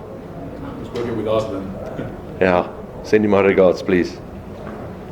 Don, just your thoughts on Andre Essezen playing with Franco on the weekend, how into the scrum and that move going forward? Is there potential there? Well, potentially he's becoming so vital for us. If you think now he's a hybrid player. He can play forward and back. Well, he's almost as big, if not bigger than some of our flankers. He's definitely bigger than Kwacha. But anyway, I can assure you I'm very happy with his size coming up. in the scrum. But I think it went very well for the first time. Although it isn't really the first time that he's actually playing flank. I think he played in the past for the Sharks also. Am I right? So I think it went very well. I'm glad for him, and I'm glad there's obviously learnings where we can get better at that position, especially coming scrum time. Sometimes, you know what, if you train in the weekend behind the loose set and then he moves in the game to the tight head side, I'm not sure. But anyway, we'll get better at that. And I'm wishing really for him that he makes it his own position. Don, just on Andre Estes in there as well, did he also go to your farm? Did you work with him there as well? And just what sort of attributes does he need? I mean, he's obviously got the size and the speed to get around the park, but what do you still want to see him develop in terms of that role? I'm sure he can still develop in his scrumming and in his mauling ability, but no, he didn't go to the farm. He hasn't got the invite yet. Yeah. But we'll make a plan for him soon. Don, you haven't really elaborated on your farming techniques. It's often tacit knowledge, it's very difficult to transfer, and some of the world's best coaches find it difficult to synthesize and share that with other people. Can you give us some insight as to how you work with the athletes, how you program, how you prepare them, and what the week or what the training sessions tend to look like? It's the art and science of the scrum, I'm sure. Yeah, basically, obviously first is always, if you want to scrum, you must be conditioned to scrum. And obviously we focus on a little bit of conditioning as well. Not so much weight loss. It's actually getting better coming scrum time. I'm thinking only about scrums most of the times. And the farm, obviously, in my off time when I'm not here with the box. But it's basically to focus on the fundamentals of a scrum. Because I don't think you can really work on a scrum when you're only by yourself. You need to scrum against something as well. And as I said in the past, I don't think you can really improve scrumming against a machine there. Although there is a little scrum machine, it's a technique machine, which I find very, very interesting and helpful for us. We're using it at the box. So I'm very pleased that we could use it, because at the moment, like last week, I think the Lions had one. Basically all the big provinces in South Africa got one. So yeah, it's literally to focus on the player himself and getting him ready and giving him the best chance when he get into the BOK camp, so that he can adapt to the way we do things and get better already before. But was never how can I say, the intent was always to get them better. It's not so much on focusing on other stuff. Thank you. Okay. Don, just sorry, also again on Andre Estes, just in terms of the way you guys work with the bomb squad, etc. And there's been obviously a lot of discussion about the 7-1 and all that, but do you see that sort of thing going forward, that you might even get to an 8-0 with players like that on the bench?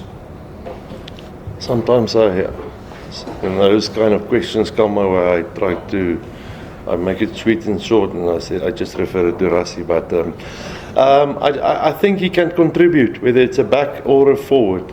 Whether we go 8-0 or 7-1 or 6-2 or maybe 4-4, it's also doable, thinking now of it. But anyway, I just think it's helping us. And the moment it's helping the box, getting the country better for the country, then we're happy about the decision. Kaniso, and then after that, bloggers off, right? Coach Don, just talk us through the evolution of South Africa's props. I mean, there is France is out with a long-term injury, Gitz is retired, but just talk us through how you're managing, and along with the players, how you're managing the evolution of the Springbok props leading into the 2027 World Cup. You know what, we always keep our eye, because I think we got so many players in all different clubs in the world.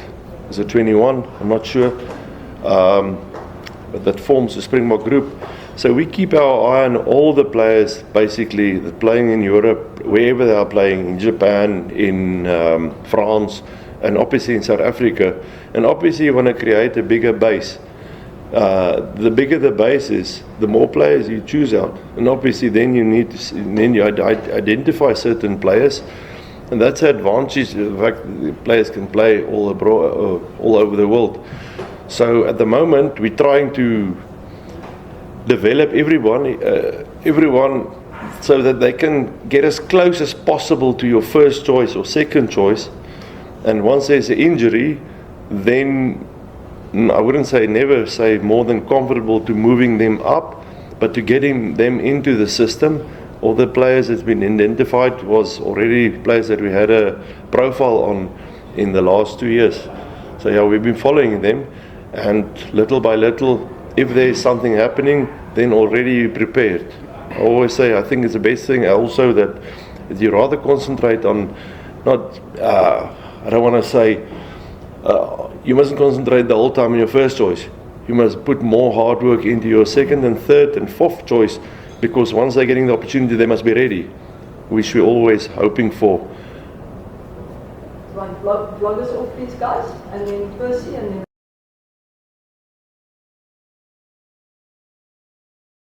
The team announcement on Tuesday. Of course, Rassie Erasmus was there with Damian Willem. So Damian hasn't played for the Springboks since the World Cup final in 2023 and professed to having a bit of nerves going into the game as well. But Rassie was fielding quite a few questions, a lot being discussed there. Of course, we could only bring the first 10 minutes. But have a look and just Rassie's comments here, just exactly what he said on the day.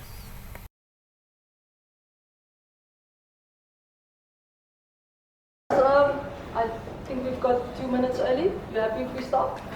Okay, cool. Rassie and Gaza, I've explained everything to you, so hands up for questions. Rassie, maybe just take us through the decision to pick such a strong team that's almost full strength, barring injuries. Yeah, afternoon everybody.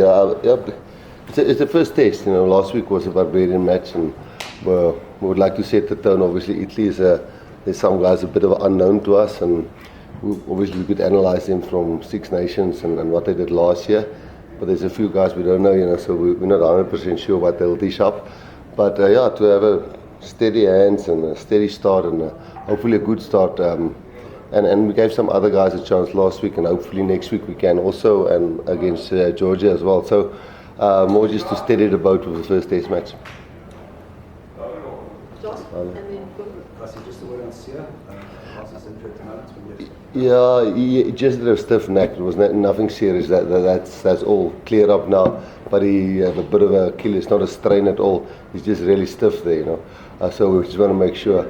Overall, most of the players, I don't think there's a player that will play more than 8 or 9 matches for us this year. So rather make sure that Achilles is 100% ready. But it's nothing serious. The scans, everything shows clear. So we just careful with him. Rassie, just confirm, Jesse is still the captain? Yep, Jesse and Eben vice captain. Yeah, just the decision to keep or to give the job to Jesse or stay with Jesse? Keeping in mind that you have given international stars. No, for sure. I think the more we can give, we don't want to give hand out captaincies like it's something that people don't deserve. I think the Jesse is somebody that thoroughly deserves that, and the more we get guys like that, understanding what a captain needs when he's not captain, the better it is.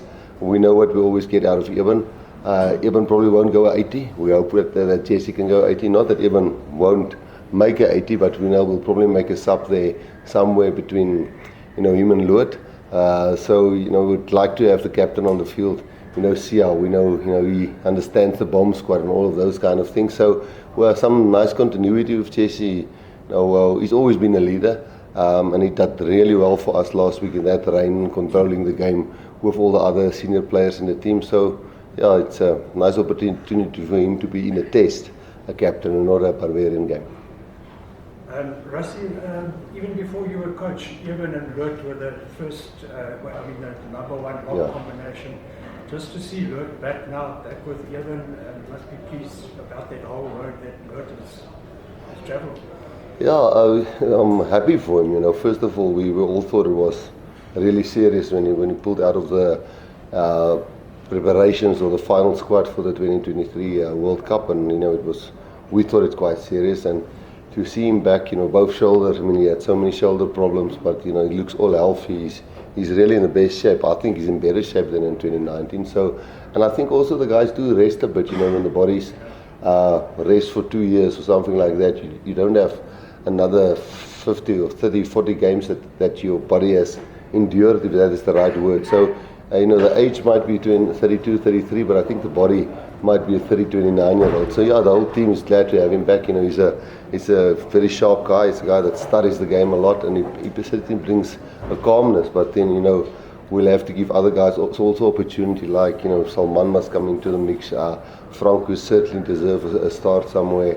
There's a couple of locks but it's nice to have him back. Marino and then Caniso. Good morning, Coach. What are you expecting from Italy on Saturday? And maybe what you are hoping Italy will bring to the field? We've been there when Italy beat us, and I can remember the World Cup pool game. We actually organised that game to be probably our most vital pool game in 2019. You know how big that game was. I think they reserved a red card in that game, which maybe swung the momentum a hell of a lot in our way. But that game was really nervy for us, and a lot of the players who's here can remember that.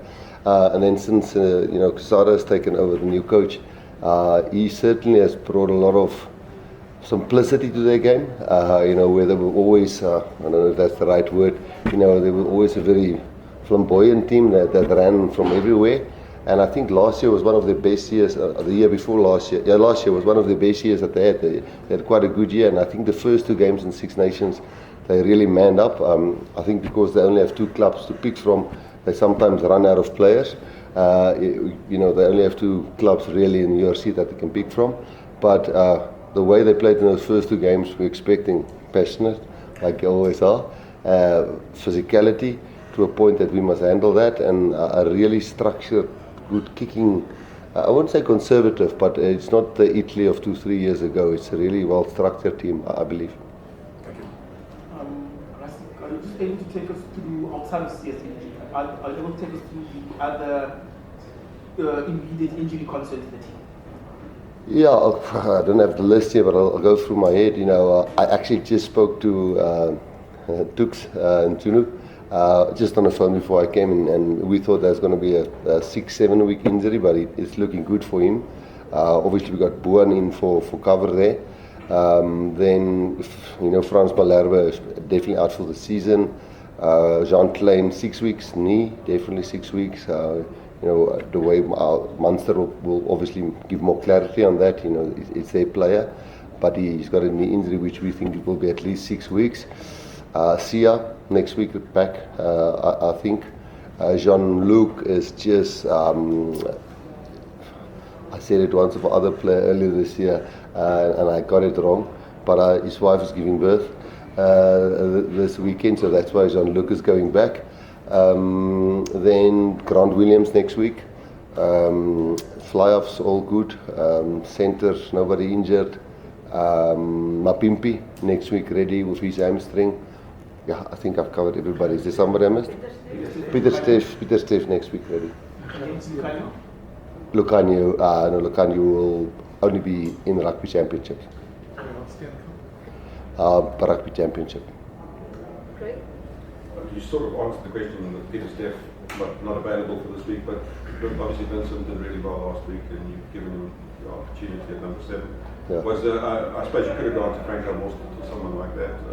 Was that a reward for last week's performance?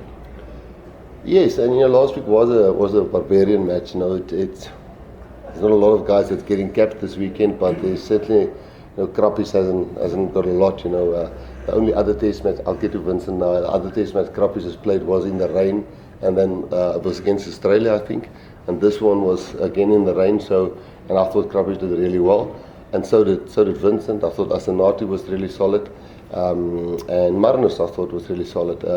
This specific game, we don't have Peter Steff available. We just lost John Klein, so Franco must probably focus more on lock for us. Obviously, have Erge also on the bench. But Vincent was certainly a hell of a busy last week. I mean, if you take the 2 tries away, and you don't measure that as a man of the match performance or player of the match performance, but you go and look at his work rate, it was exceptional for a blind side. It was almost in the, I wouldn't say it was in the physicality of Peter Steff. I think he must still up the physicality to test match level, but his work rate is phenomenal, and the more test matches he play, I think the better he'll get. Guys, 2 more minutes before we switch off vloggers, so any questions for Gaza? Ross and then Annemie? Classes. Gaza, obviously you've been out for a year from the Springbok team, struggled with injuries and all that, you even had a few footstones this season. How are you feeling and thrilled to be back in the mix? Yeah, I'm very happy to obviously be healthy and to be back in the Springbok squad and team. As I said, it's been a difficult year, 2 years with injury, and then obviously with the suspension, it's keeping me out to play rugby. But very happy to get another shot and for the coaches to believe in me and to get my opportunity again to play. I'm looking forward to it and I'm excited. I'm a bit nervous, obviously. I haven't played, and the last game I played was in the Rugby World Cup final. So I'll have to obviously get in and hopefully just do my primary job, and hopefully the rest of the boys, I know they will take care of me and look after me. So yeah. Sorry, my question is for Rassie. Just the selection of Andre at 10, what was the thinking behind that? The BOK kicked very well, and Sasha is always an exciting player. Andre has done so many times for us the job, and Sasha, he was playing at home and it was a barbarian match, but Andre is 31. Johnny Sexton was 38 when he played his last World Cup, so Andre's got a lot of legs still in him, and we think he can go to the next World Cup. Mani is there, so we'd like to rotate those three as much as we can, and Gaza is covering 10 for us on Saturday with the 6-2 split.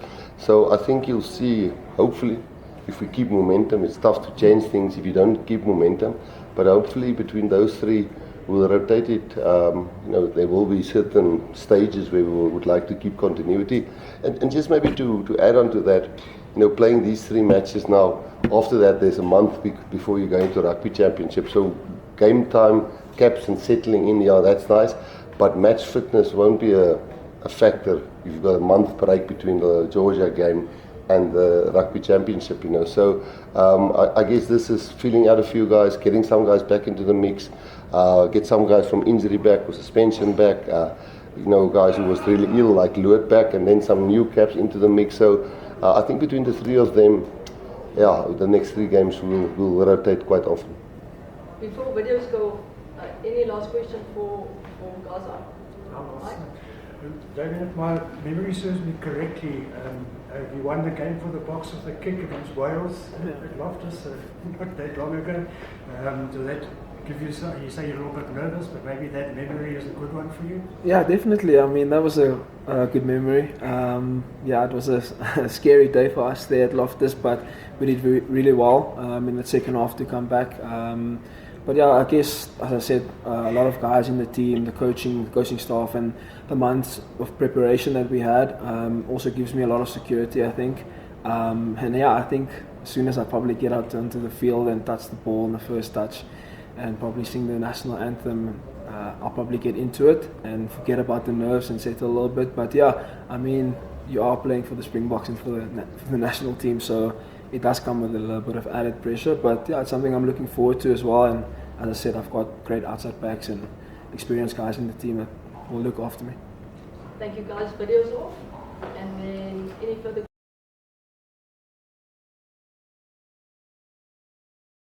Just thinking of what the Italians are going to bring to the test match today, I thought, well, who better to speak to than to Franco Smith, who was the Italian director of rugby, Italian coach as well, before he moved on to Glasgow Warriors and won the URC with Glasgow Warriors.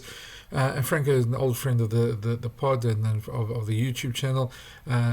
Glad he took some time off of his summer holiday in Italy and was sitting in Italy in the heat wave there when he spoke to us about just what he thought the Italians would bring. And it doesn't sound like he gives them too much of a chance today.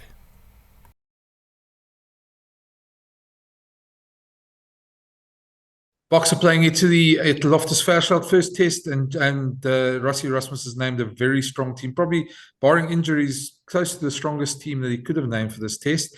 Very intent on making a statement. And with me today, I've got former Italian coach, current Glasgow Warriors coach, Franco Smith, a man who needs also former Springbok assistant coach. I'd take a half a day if to go through his whole CV. Franco, welcome back, and looking forward to the test match. Yeah, hi, Brendan. Thank you very much. I agree. I'm also looking forward to the Test match weekend that's ahead. If it's from Wales playing Japan all the way through Scotland and the Maoris, and then obviously the South African Italy game. Looking forward to see where the Italian team are at. You know, I've got some deep roots there, and most of the players that is involved at the moment, well, 95% of them are introduced to the Test match level, and I'm eager to see how they progress, especially against a very tough South African team. Yeah. Well, let's start with last week's games. With the Springboks playing Barbarians, not your typical Barbarians game, and I think it's probably been said to death now that the conditions didn't help, and the Barbarians probably the Boks played a very clinical game in the wet weather against them, and a very good game. But just your takeaways from that game, what you saw? Yeah, we know that it's tough to gel people, and from a Barbarians perspective, in 1 week, you know, they even arrive with a liberal approach to the game. And you know, if you face a determined South African team, who's the champions of the world and who wants to, you know, make a statement at home, and with the weather, it was always going to be tough. They were not going to flung the ball around. I think a lot of emotion from the Barbarian side with Healy and Omoni playing their last games, rugby games at all. So I think there was a lot of ingredients there. But in the end, you know, clinical South Africa, they were just too good for them. Yeah, I think part of it also for me is when you got one team playing their first game of the season, as opposed to a Barbarians game, which is normally the last game of the season. There's a bit of a different mindset there in a game like that. And then Italy, of course, went up to Windhoek and put 70 odd points on Namibia, which is not great for Namibia, but a very, very clinical performance by Italy. It's their biggest win ever against Namibia. Yeah, look, I think we must understand that Namibia is quite depleted at the moment, I suppose, and the Italians have been preparing already 3-4 weeks for this game, since the fact that both their teams dropped out of the quarterfinals of the URC. They spent so much more time together. Actually, saw Quesada in Treviso in the second last round, and he was saying, you know, that they fortunately have a lot of time to spend together. Yeah, not that they scored a lot of points, but I think again, Namibia had their own issues. You know, the coach left in the same week, forcing Jacques Burger to take the team at a late stage. And yeah, so they had their own issues. I don't think Italy will read much into the result. It will be more about how can they kick on and take that confidence into a very determined South African game. You've obviously seen the team that Russie's picked, a very strong team for this game as well. 13 of the guys from the Barbarians game still there, but where he's replaced with World Cup winners, a lot of the Japanese-based players. Probably barring all those injuries, as I said, the probably strongest team he could have picked. Did that surprise you in any way?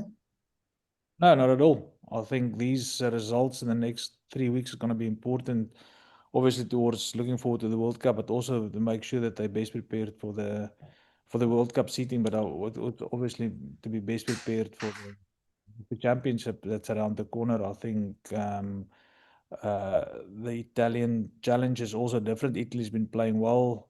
They've grown a lot and improved a lot in the last 3 years, 4 years, physically developed a lot as we projected and hoped that they would do. And I think you know, to slip at home against a team that can make it uncomfortable for you, it's not worth the risk, you know. So that to sum that up, I think continuity towards the rugby championship is important. There's not enough games for them to prepare for that. He will make use of every moment to prepare his team for that, and at the same time, Italy is not a team that should be underestimated.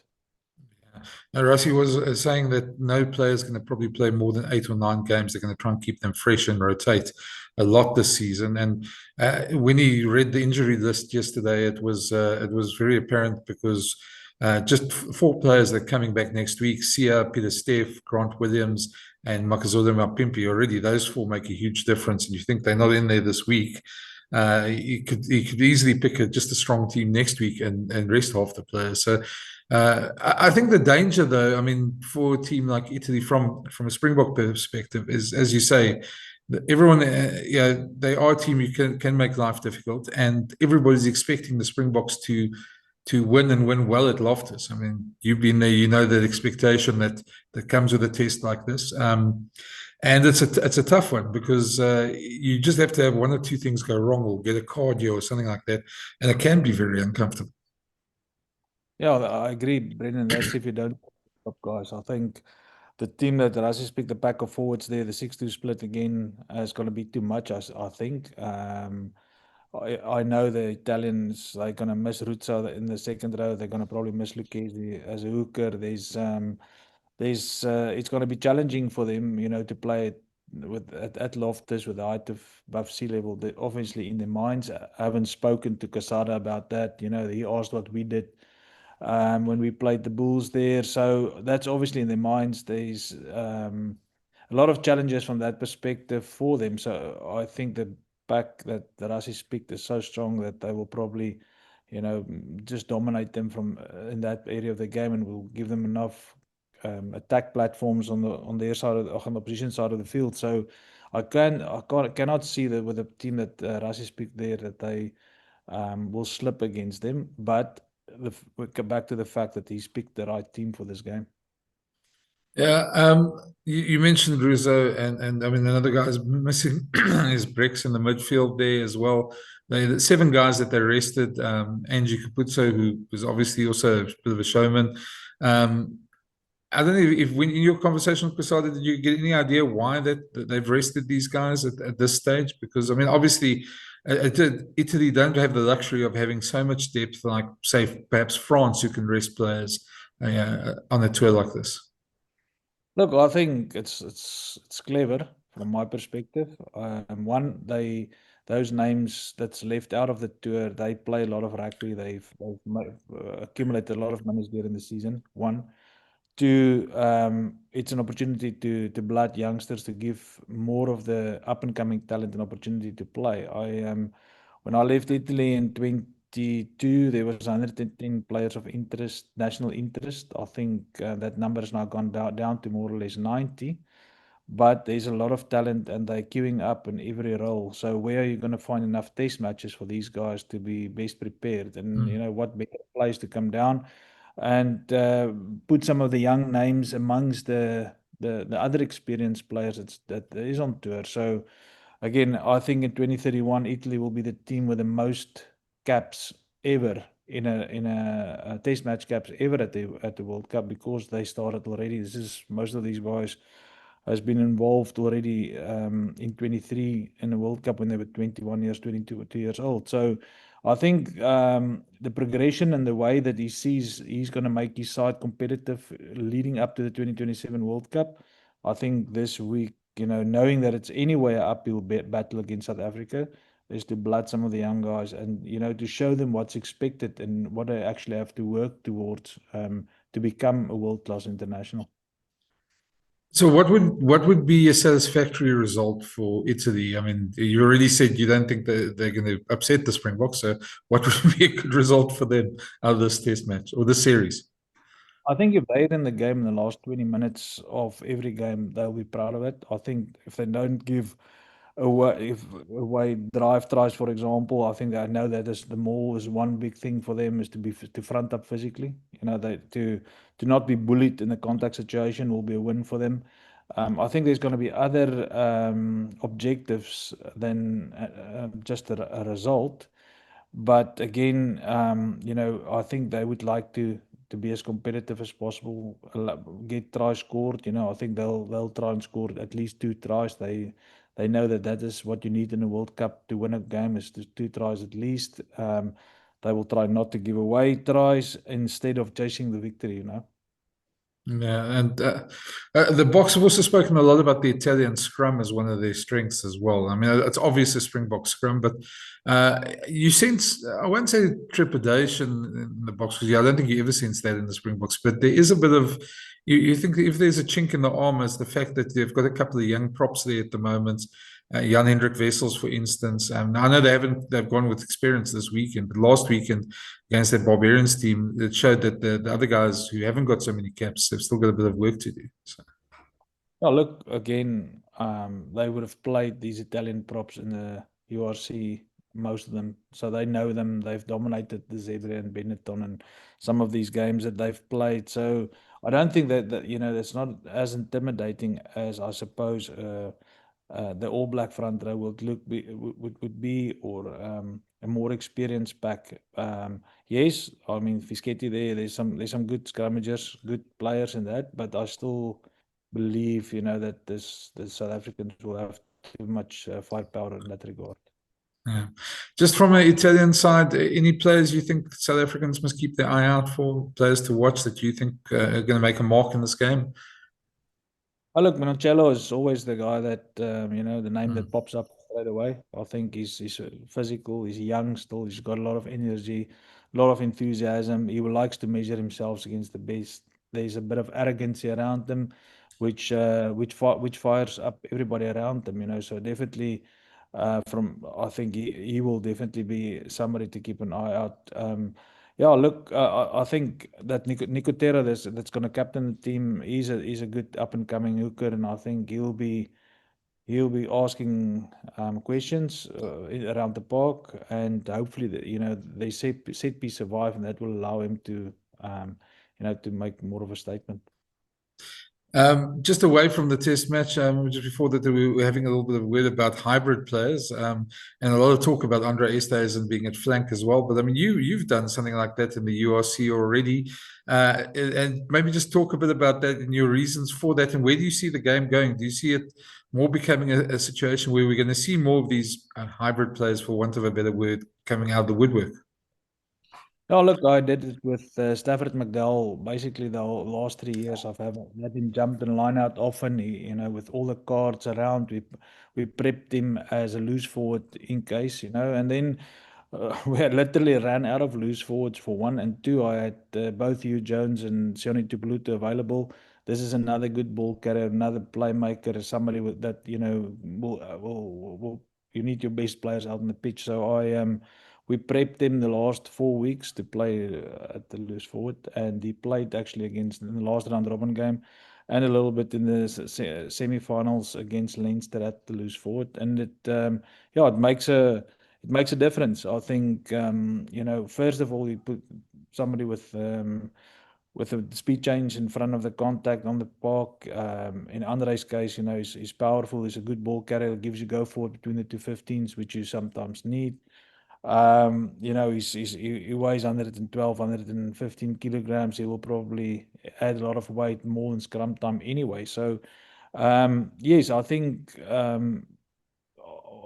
rugby must adapt a little bit from the traditional roles. I'm absolutely all about having the best rugby players on the pitch, not necessarily the best loose forwards or the best backline. It's all about having quality rugby players out there. Yes, there's position-specific roles like the front row, which it will be tough to adapt them. But I mean, to cover for red cards and for yellow cards, and then in the same time add a bit of spice towards the back end of a game with somebody with that potential, why not? I know just the final question from me. I mean, I know we're only a week into the British and Irish Lions tour in Australia, and that we still haven't seen much from the Australians yet. We'll get our first glimpse this weekend when they face Fiji. But just some of your players that have been playing there, just your thoughts on what you've seen so far after the first game? Yeah, I was excited. All of them's played now. Hughes got on and he made his debut against the Western Force, and Scott Cummings started. Although he's already come off the bench against Argentina, and then obviously Sione played. He hasn't played much rugby due to the injury. I think he played the quarters, also the semi-final and final for us, and so quarterfinals and the semi-final. So yes, he's still a little bit underplayed, and he enjoyed the time out there, and he actually is finding form. To be honest, he played brilliantly on the weekend against the Force. Yes, it's all relative to opposition, but I thought they gelled well. The connection between him and the ring rows, and then obviously the Hugh Jones coming on later, that makes it interesting. It's the fact that he's not involved now this week is obviously a good sign for him, and I hope you get a bit of continuity now. I see he's going to start. And then, so excited. I think in general, much better performance from the Lions, obviously. And I thought Argentina shook their cage properly, so they'll be up for it on the tour from now on. It's going to be interesting to see. And as I said, I don't think it's worth speaking too much about them just yet, because I think once we see Australia play and once we see a bit more of the Lions now play the Reds and other teams, we'll probably get a better sense. And next time I chat to you, we can have a better chat about that as well. But Franco, thanks. Enjoy it in sweltering Italy there. I know it's quite warm there. Enjoy the heat. It's quite cold here in Pretoria, but we'll chat soon. But thanks for the chat. Thanks, brilliant. Appreciate it. Good to be a part of it.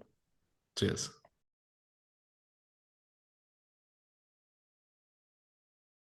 That was Andre Pollard and Bongi Madambi who faced the media, and straight after them Jasper Wiese as well. Andre spoke quite a lot about the evolution of the Springbok game and how they're looking to improve their attack, but how the fundamentals still stay the same at any time, and the BOK defence will always be important to them. So have a listen.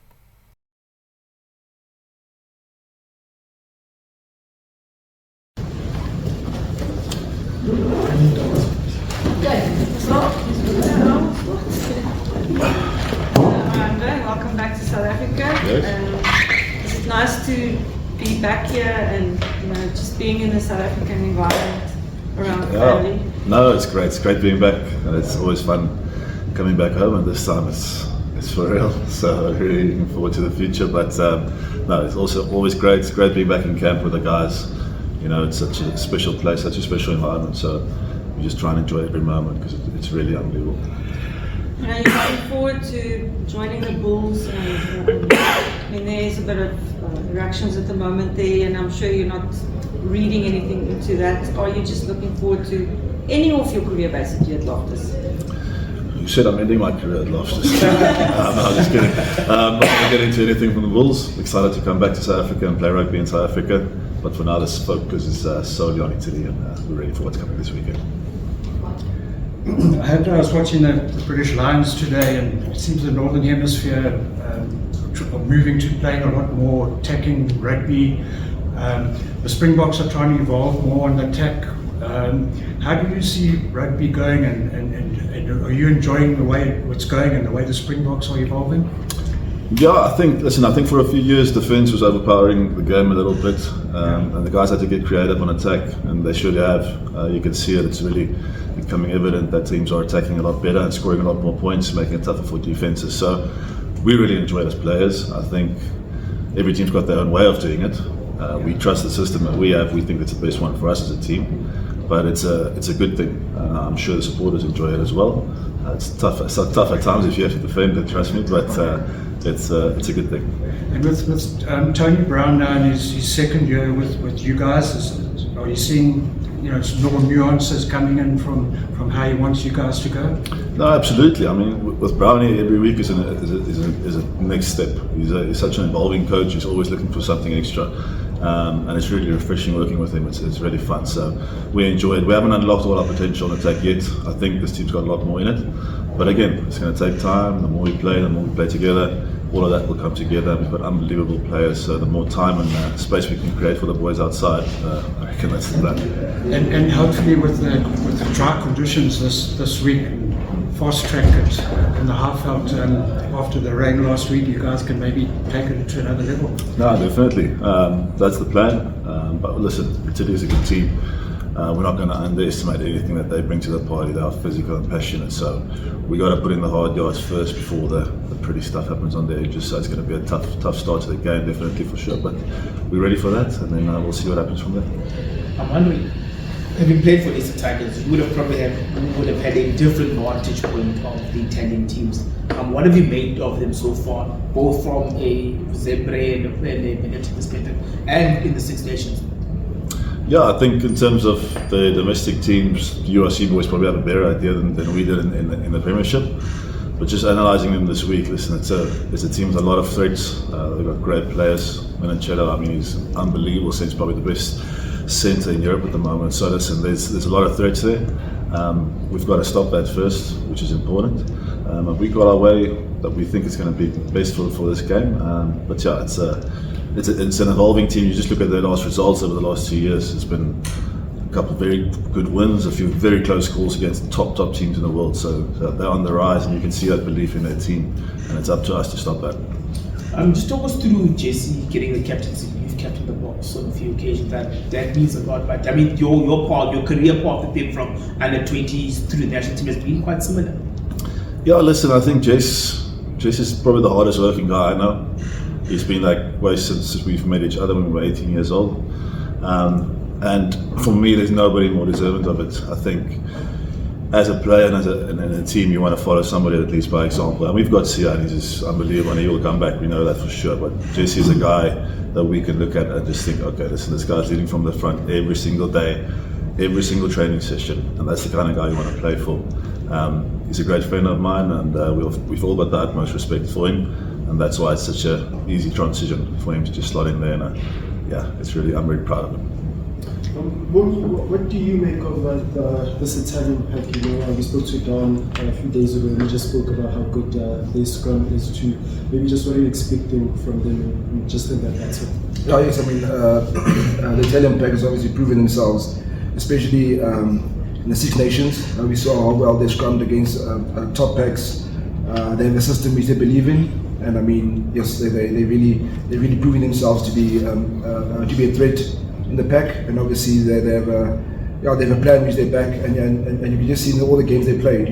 Obviously they have two clubs, Benetton and Zebre, at the moment, and obviously a small pool of players to pick from. But I mean, the talent that's there, you can see that they're willing to work hard. They're very passionate, and it is going to be a tough day in the office. But as they have a system they believe in, so do we, and we're looking forward to the challenge. Maybe could you just talk to us about Marcus van der Merwe? When he spoke, he said that he came in here and was asking about 20 questions on the first day. Maybe just talk to us about his inclusion and what he's brought to this team. Yeah, obviously a guy like Marcus, I think he was with us at one alignment camps early in the year. Yeah, I mean he has proven himself since playing for the Cheetahs, and obviously moved overseas to go play for Scarlets. It's a good thing that the coaches have been keeping an eye on him. I mean he has proved himself.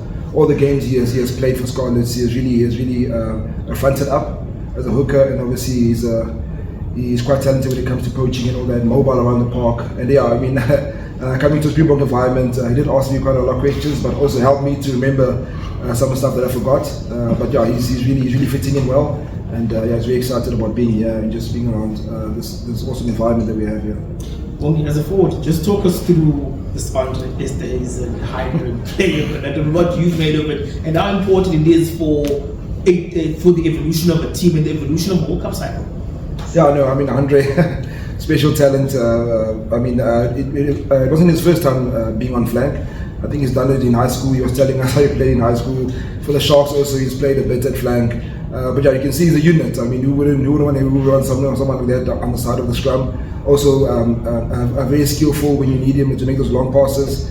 And he's quite solid in defense. So I mean, great asset for us. What the coaches do with him, it's up to them. But for us, we enjoy him wherever he slots in and fits in. Next thing is you're going to play hooker. Andre, just on the flow of competition, and you remind Sasha, there's a lot of skill there in competition. Obviously, you guys are going to rotate a bit before the Rugby Championship, but just how do you see the flow of competition?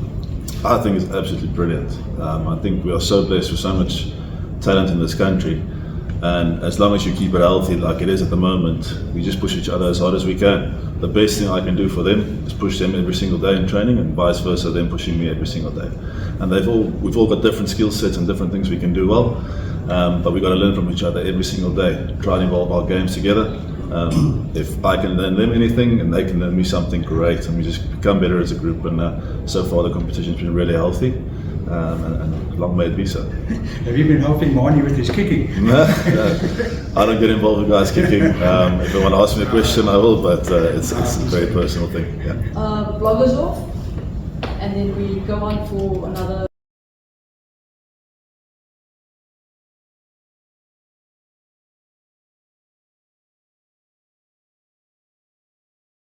After that, we'll go to a couple of English questions and then Afrikaans. 10 minutes.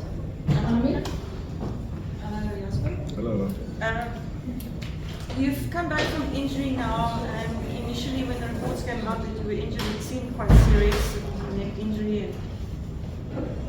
Did you think that you would be here now, already this time of the year, playing again for the Springboks after that injury? Yeah, it wasn't that serious of an injury to start off.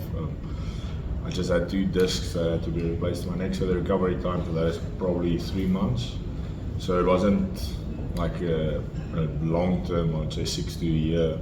So yeah, but I'm obviously very excited to be here, and it's always a massive privilege for me to be in camp with everybody. And yeah, I just did the last part of my rehab with everybody here, so yeah, I'm very glad to be here. Yeah. And when we spoke to your brother end of last year, even he always expressed the dream to play with you. Is it nice to have him with you in camp? Yeah, maybe be able to play together. Yeah, that's massive. We've never had the opportunity to play together, and yeah, I think what better opportunity than to represent your country and do it together. So I really hope he gets a run at it, and yeah, but obviously it's a massive privilege to have him here, and I'm very glad for him. I think it's something he's always dreamed of as well, so I'm really glad he's here, and I hope he uses the opportunity. Yeah. How often have you watched the Rugby season? It's been quite a stall for the Bulls over the past year. Yeah. I try and watch as much of his games as I possibly can. But yeah, I think he's had a really good season. I think not that he didn't play well overseas, but I think the move to South Africa did wonders for him. And yeah, it's great to see him flourish in the environment at the Bulls there with all the guys that was there as well, and I'm hoping he can do the same. Yeah. Talking of moves, I remember Frank Dupree once said that playing in Japan does actually extend a player's shelf life. Just talk us through how you've experienced Japan and the wonders it's done for your rugby. Yeah, I think it's a different style of rugby that I've experienced for the last, let's say, 4 or 5 years in the UK, and I think I've spoken to guys that has been there from 2017, and they're saying the competition gets more competitive every year because more and more people actually go to the league. But I would say I've learned a lot how to run because it's a running style of rugby over there, and yeah, I would say just the learnings. Obviously, our team didn't do too great this year, but we also take learnings from that, and hopefully when we go back next season, we can hopefully have a few better results. Yes, but as a pack, what is the goal that you guys have been set for the next 2 games, or what do you guys want to achieve? I think we have to sort of put a benchmark for the year forward. I think last weekend the guys did really well against the Barbarians, and I think we just have to build on that. Obviously a few changes, but not too many. But I think to really get us going, I think we set a good base in the build up to this Italian game. So I think the forwards just want to show dominance. If that answers your question, I think I think all of the guys are switched on, and we know we're not facing the non-passionate Italian side. They are very passionate, and they do get themselves up for games. So I think it's going to be a good challenge for us. But obviously to obviously dominate is always the mindset of every forward that plays for the Springboks, I think. In which way does your game personally change with this more attack-minded approach that is being brought in? Where do you think you need to, what areas, should I rather ask, do you need to work on to move into that direction of being more attacking in the way that you play? Yeah, I think it's you have to evolve with the team, and honestly, the attack we have at the moment with Tony Brown being here it's amazing, and he helps a lot with the way we have to work on our game. So I think for me personally, it's just to get us momentum and to support the guys around me as good as I can. But yeah, always try and gain momentum and stop momentum as the first mindset. And I think just as the game opens up more, just put yourself in a position to be there to support or to follow a brilliant carry up with another brilliant carry. So I'd say to be in position to have a genuine impact on the game. I would say that's really a goal for me. Loftus off, and then let's take a few.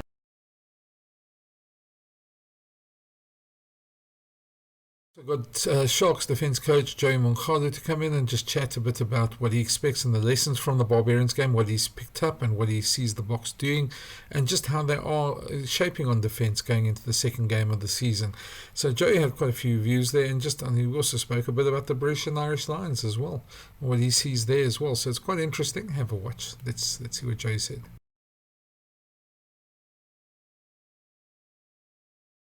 Getting closer to the Springboks' first official test of the year. We saw last week they beat the Barbarians quite handily. And to look at the game at Loftus, and just from a bit of a defensive perspective and then just a bit of a different perspective, joined again by Joey Monkhalo, defense coach for the Sharks, former SA Under-20 assistant coach, and a man who knows his way around the rugby field. Welcome, Joey. Thank you, Brennan. It's good to be with you again 2 weeks in a row. I think by the third week, you don't have to do an introduction anymore. Well, I hope people who are watching this haven't watched you last week, so then you'll get a few more people to come in. You must actually tell your friends and family, yeah? I like that. Good plan. Yeah. Just let's start with last week's game against the Barbarians. A very one-sided game. The Barbarians weren't what we thought they would be, which, I mean, that's been spoken to about quite a lot, and it's also was a wet weather game. But just from a Springbok point of view, I mean, they obviously dominated the game. They controlled every facet of it. And the Barbarians didn't really have much of a defense. We spoke about last week how difficult it is to get a team together and defend like that against a team that's very determined. But did you pick up anything in the BOK play that you found was interesting? Brennan, I thought what we spoke about last week came to life, So from the Springbok perspective, 3 areas for me were very important. Is that the set piece remained dominant, So there was always a big area for us. And so for that to be dominant with Asanati scrumming as well, and the line out mauling was really good. So that was a good, pleasing area for the Boks. The second part was the attack. I thought in those conditions, we say it's wet weather conditions, the way we handled the ball was really good. I think further out in face play was impressive, but also then close to the line. It seems easy to come around the corner in close quarters to handle the ball, but I thought the way we handled the ball was really impressive. And also to put up a score, doesn't matter who you play against, anything other side of 50 is impressive. And then lastly, defensively, I think it's easy for games like that to run away and become a 45-32 or 45-25 game. But the fact that we kept really a good low score on that side will be really pleasing for January Flannery and the defensive leaders in his team.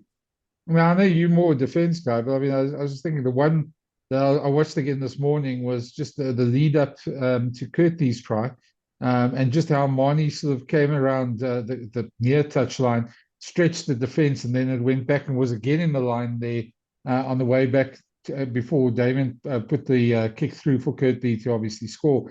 The way they manipulated the Barbarians around the field was very impressive on the day.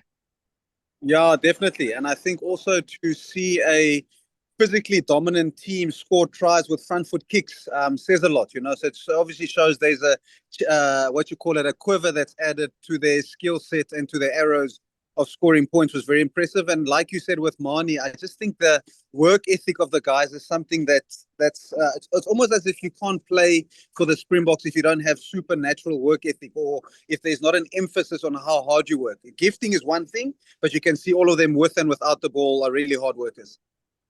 I was speaking earlier in the week to Nick Mallett, and one of the things he pointed out, which was quite good, was he said one of the things that's becoming more and more apparent in this BOK team is the fact that they're not so worried about the outside pressures, that the competition from within the squad is almost more what keeps them focused and keeps them motivated. And if you look at the individuals that are around it and the changes that have been made this week, only strengthening, and still the players who are injured that can come back, we were really getting to that point very much like the All Blacks were in that 2011, 2015 stage, where whatever team they pick and that competition within the team is probably a bigger driver than the expectation from outside.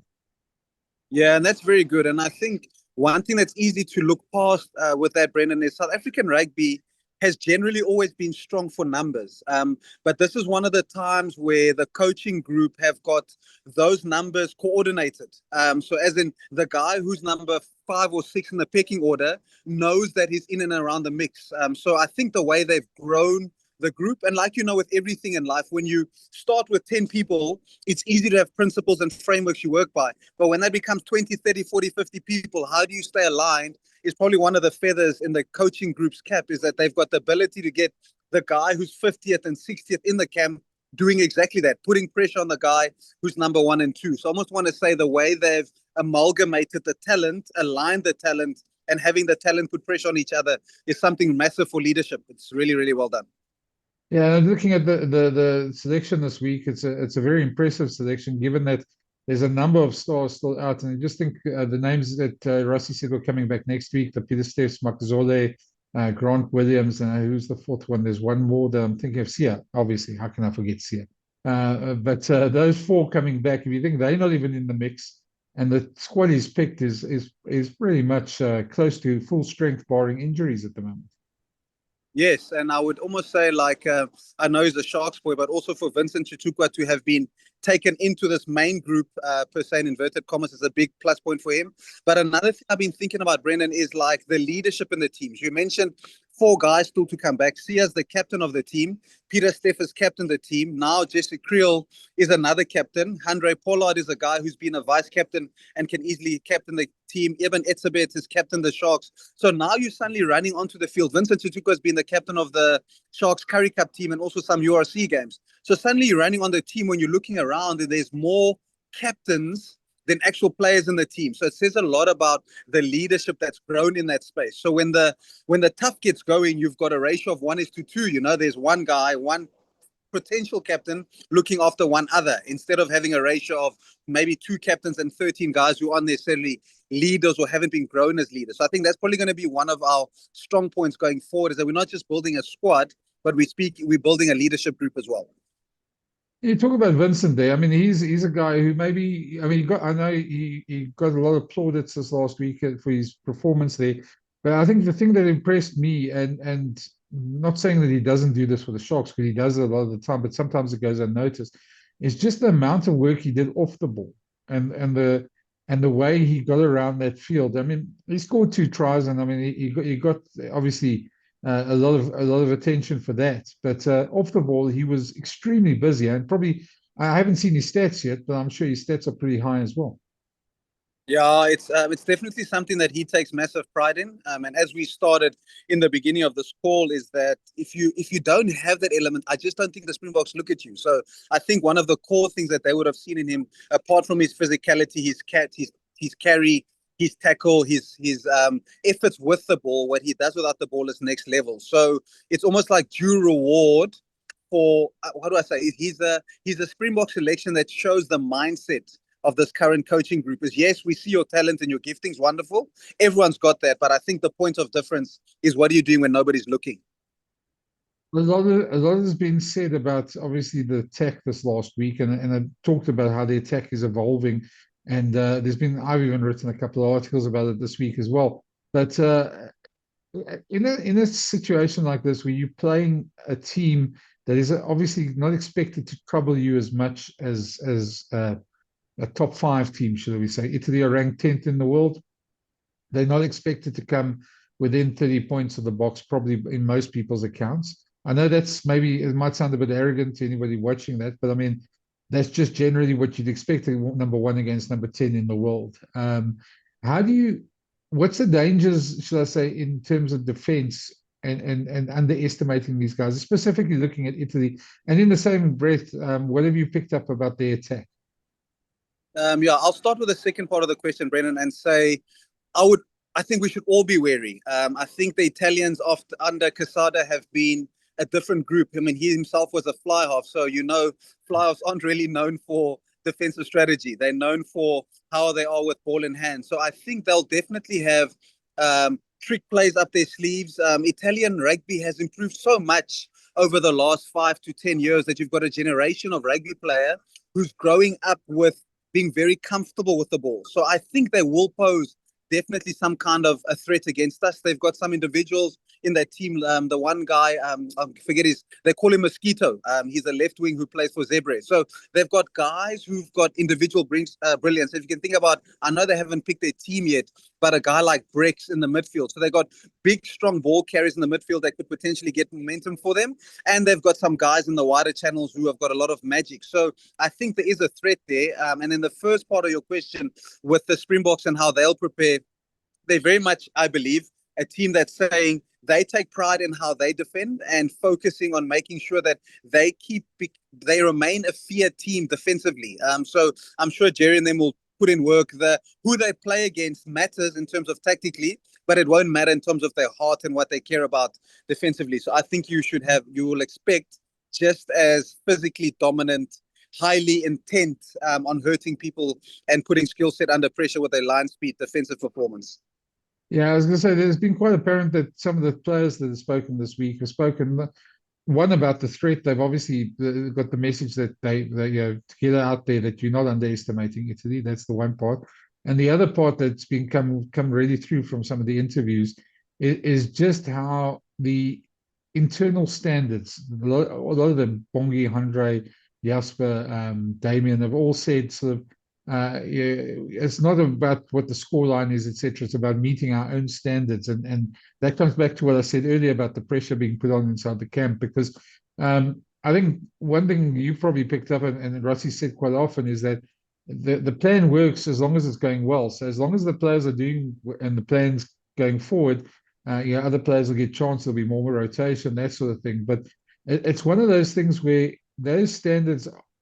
I'm trying to put it, what I'm trying to come to is, and I'm talking myself a bit in circles here, but what I'm trying to come to is what would be a satisfactory outcome for the Springboks this weekend. Obviously, a victory is first and foremost, but you're playing a team that, as you say, has got some threats up their sleeve, and it's not always going to be about the scoreline, but about what those internal standards that the Boks have. So, I mean, what do you see as a satisfactory performance for the Boks this week? Yeah, I think you've hit the nail on the head, Brendan. I think we're busy watching almost like a masterclass in performance. You know, all these cliches that people say, focus on yourself, focus on your processes. These guys are actually living that. And to your question now, what are we expecting is they would have looked at the Barbarians game and said to themselves, we definitely got good rewards and started to see signs of what we've been working on in this preseason. Now, how do we go a level up from that? So I'm sure they would have said, okay, we've got this winter series now. We've got however many test matches. What do we want to look like at the end of those test matches towards what we want to be in 2027 come the World Cup? So I'm just saying it's improved performance. Whatever they did on attack, it's how are we even more clinical? How do we keep the ball even more? How are we even more accurate with the front foot kicks? And what if they do stay back and they see the front foot kicks? Do we then take the running space? So it's almost going to be an improvement on what has been done. So apart from the scoreboard, as you said earlier, I reckon the coaches and the team will be watching that game and saying, okay, are we better than what we were this time last week? And then again, the question after when they play Italy again, can we be better than what we were this time the previous week? Italy obviously had one good win over Wales in the Six Nations. They almost a team that are sort of bordering on that breakthrough every single year, but they just don't quite get there. They've definitely improved in a lot of ways under Gonzalo Quesada now, but they still haven't made that breakthrough as a really big win other than the Welsh game. And I think Wales have lost so many games now at the moment. I'm not sure they'll count that, but I'm not sure we'll count it as the rest of the world as their big breakthrough. Looking at Benetton and Zebre, the type of rugby they play, and when you guys analysed them for the Sharks, what did you pick up there that you have to be wary of in terms of just general players? No, I think it's good, and I think both teams offer different things. So we with the Sharks, we had a closer game that we would have wanted against Zebre, and I just think the game got loose, and if the ball lies around these transitions, teams like the Italians can punish you. So I think that's one area where in transition is a good opportunity for them. And then on the other side of that spectrum is if it's a game that's tighter and it's set piece orientated and the ball in play is not as high, then I think you take that element away from them. And what you mentioned about them as a team and the Six Nations having won against Wales only, I find that if you look at them, they do two things are worth noting. Is one, if they start a game really well, it sounds silly, but somebody who's the underdog in inverted brackets starts well, they build a lot of belief and they stay in the game for a very long time. I think that's one thing. The other one is they've stayed in the game for longer periods of time, so they haven't gone away so easy. It's almost like in the last 10-15 minutes that the scoreline gets blown away slightly against other teams in the Six Nations. So that says it's a nation of people who are becoming more and more competitive at test level. So then for us, it's going to be a great test for our bench. And as I can see now, we've gone for a normal, a 6-2 bench with Faf and, is it Villy, hey? Faf and Villy. So I think that's going to be a good test for our 6-2 bench, because they're going to have to then, whatever hope is there after 50, 60 minutes, it's probably their job to quash that hope and then hopefully finish the game off strong for the Springboks. We were talking a bit earlier about last week, and I wanted to get your take on it. I mean, there's been a lot of opinions this week about Andre Estes and him slotting in at flank. He certainly has the size and the bulk, and he's got something that a lot of flankers probably got a bit of a better pass than most flankers across the park. And I'm not being disrespectful to some of the flankers there. I think that goes without saying. The midfielders normally do the skip passes and things like that. But certainly a lot of opinions about him as a hybrid player. Now, I just want to get it. It's been mentioned a couple of times that you guys used him at the Sharks at flank at one occasion. First of all, just maybe take us through that, what happened there in that occasion and how it turned out, and just your thoughts on him packing down at flank in the second half. Yeah, Bren, I think when it happened with us, it definitely wasn't by design. So we had I think we had an injury at loose forward, and then somebody was off for a blood bin. I think it was James Fenter was on for blood or a concussion test. It's one of those things that they take players off the field for. So we needed somebody in that position, and he was all too happy to do it. I think maybe the tight head might have complained about his scrumming technique, but over and above that, he's such a.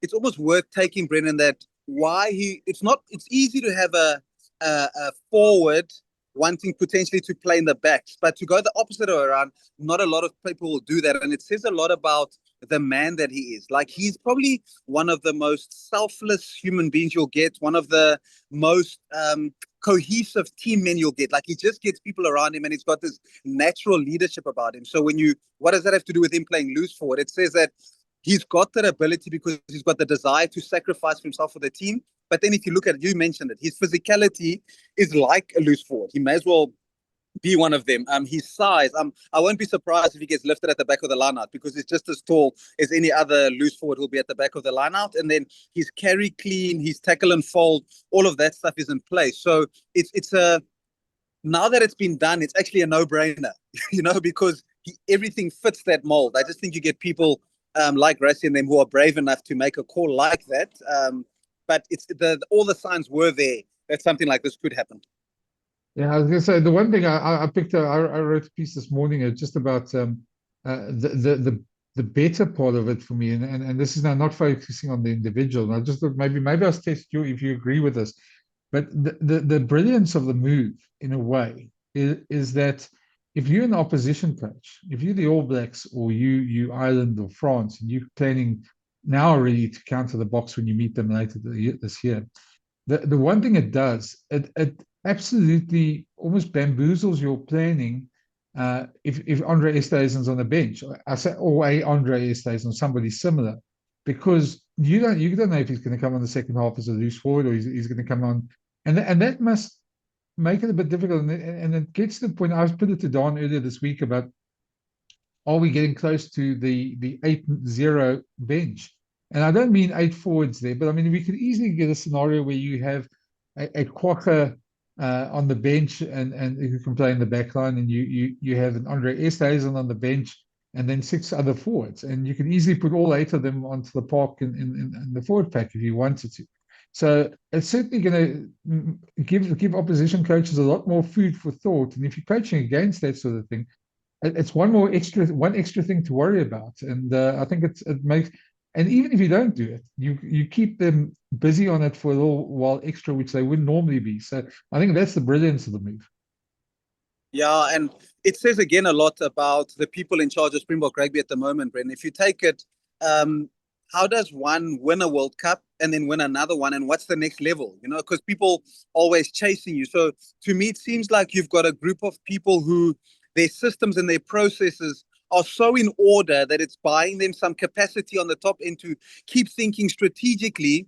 How do we stay ahead of people? So if you're the opposition and you spend time trying to focus on how do I catch the Springboks, I don't think they give you that opportunity. Because while you're sort of dealing with the here and now, they've already ahead of time trying to think, what is the next thing? Like, which law is there that we can go on and double click on that'll make us better? Which match scenario is there? So I think you've just got guys who are light years ahead of the position. So if you're asking me, and I was preparing for the Springboks, I'd almost say just like focus on yourself. You know, like just see, can I get through the here and now of what I do know? Because you could waste energy on trying to think, what could they bring to me? And they wouldn't bring it all, or bring something completely different. And again, once again, it's just a compliment to the current people are just, yeah, they've got a system in place that's second to none at the moment. Can I ask you for a prediction for this weekend? What do you expect is going to happen? How much is the altitude gonna affect the Italians? Yeah, I think if you take a combination, Brennan, altitude this time of the year should be dry. So you'd expect a little bit more of an expansive game than what we had in Cape Town. That's one facet to think about. The other one is our 6-2 bench. So if the starting pack does the damage that they can do to the Italians and those guys come on, those other 6, and they put on just as much damage, I think that's where you could have a scrum penalty, kick out, maul penalty, potentially a play off the advantage and score. So I would say expecting a pretty tight contested game for about 55 to 60 minutes. But then I think in the last 20, if we've hit our straps in that first 60, that score line could become a little bit more impressive for the Springboks. So just a last one for me. Just have you been watching British Lions at all, or British Irish Lions? Any thoughts on them so far? What you've seen so far?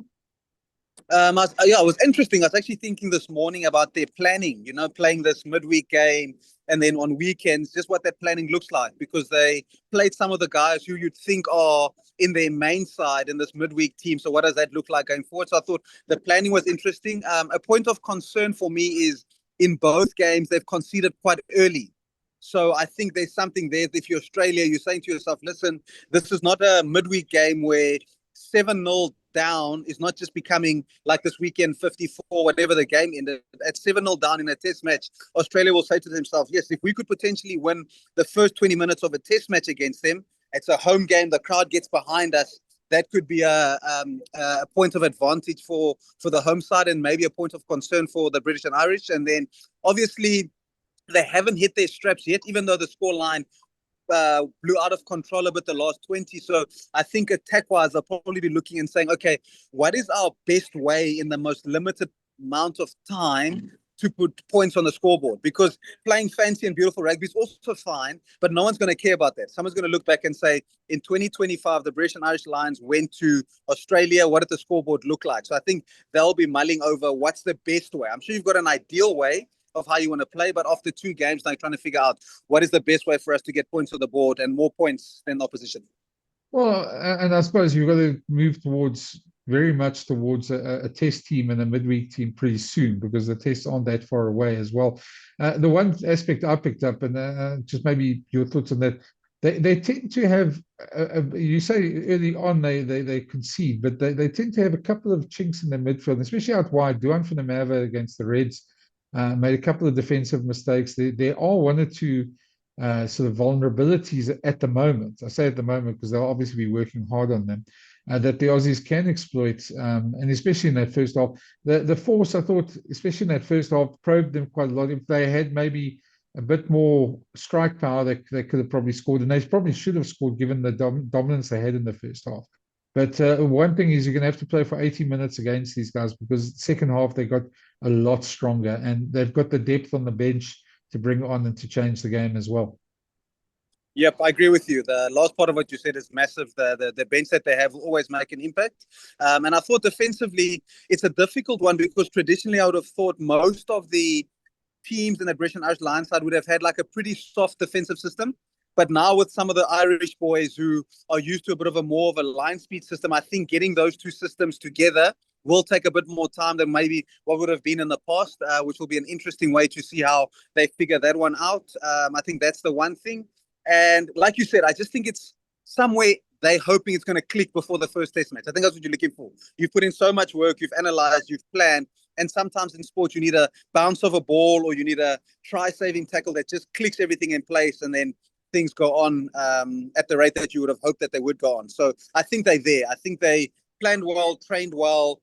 Things will come together. I think they're just waiting for one of two moments in their next game to see if that'll get them going forward. And your prediction for the series? Do you think it's going to be a 3-0? Yeah, and I think I would say the British and Irish Lions to win. 3-0, I'm not sure. I think it might be a bit of a 2-1. And one, I think, I just being at home, Aussie rugby under, why would I forget his name now? Joe Schmidt. Under Joe Schmidt, I think they're a different type. I think they're a different breed at the moment. So I think they've got a test match win in them there. But what you said now about the bench, I mean, you've got guys who start for their home nations waiting on the bench to come on. I think it gives them that bomb squad-like effectivity with their bench. So if the games are tight or they're slightly behind, they've got high caliber players to come on and try to take them home. Yeah, it's going to be very interesting. I see it's obviously a lot warmer there in KZN. At the moment than it is here. You can see I'm sitting with a jacket on. You're sitting in a t-shirt, it seems. So enjoy the good weather while we sit here in the cold. There's no winter up here. There's no winter down here. Thanks, Brendan. Joey, good chatting to you as always. We'll chat again next week and we'll have a bit more context. I think the Barbarians game didn't give us that much context for the season. Gave us a couple of pointers, but I think this game will give us a lot more context going into the rest of the season as well. Thanks, Brendan, and thanks to you and all your viewers. Take care. Yeah. Cheers, man. Thanks. We'll chat soon. Cheers.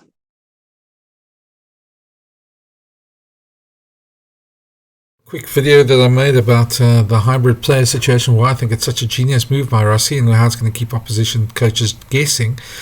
So let's go to that one next because it's quite an interesting discussion and it's interesting. There's some audio there that wasn't on the video from Rossi as well.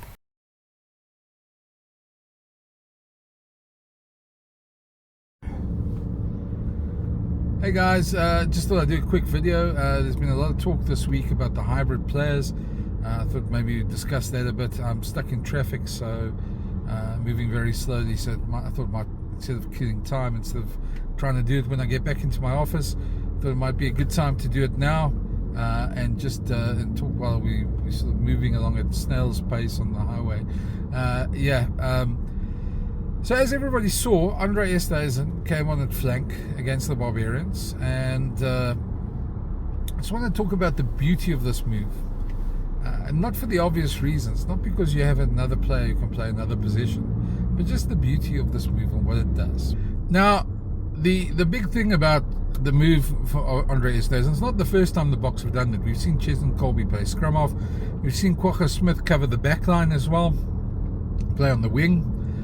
We've seen Damien de Lende jump in the line out for the Springboks, so that's all normal. We've seen that quite a few times. We've seen Marco van Staden play hooker, Deon Fourie play hooker as well, although probably more acceptable for Deon Fourie to play hooker. Marco van Staden was a bit of a stretch for us, and the Boks have been quite consistent about things like that. They're always trying to think outside the box.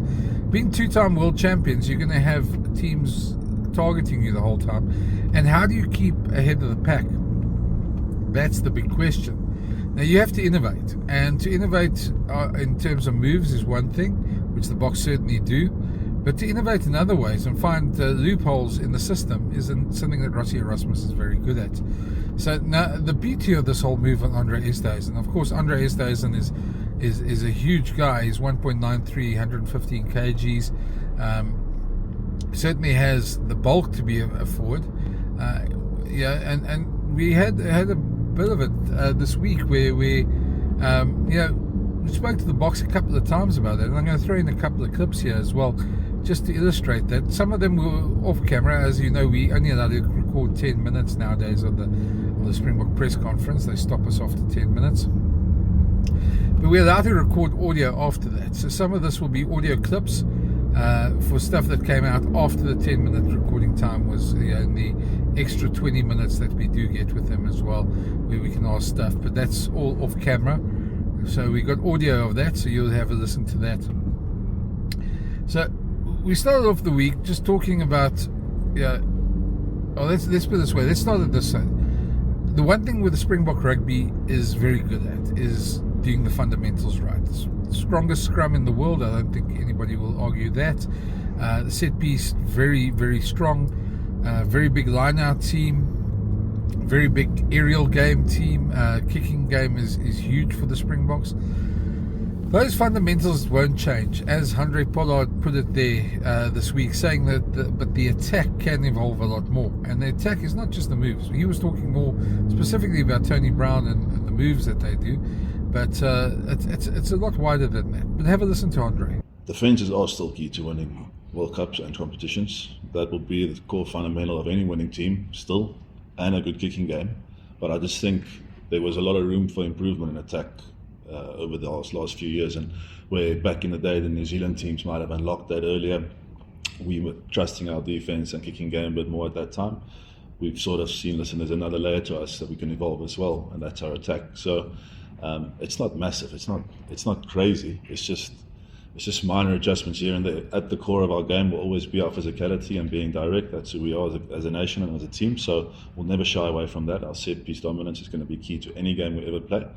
But if we can just sprinkle a little something extra on our attack, just to take us to a next level, that's the goal. So Andre is right in terms of that. The thing that comes into mind now is, where can the Boks use something different? And that's where the Esterhuizen thing was quite interesting, because it's had us all talking this last week. It's had us talking about whether the Boks can do an 8-0. I asked Don him on that this week as well, and he answered like this.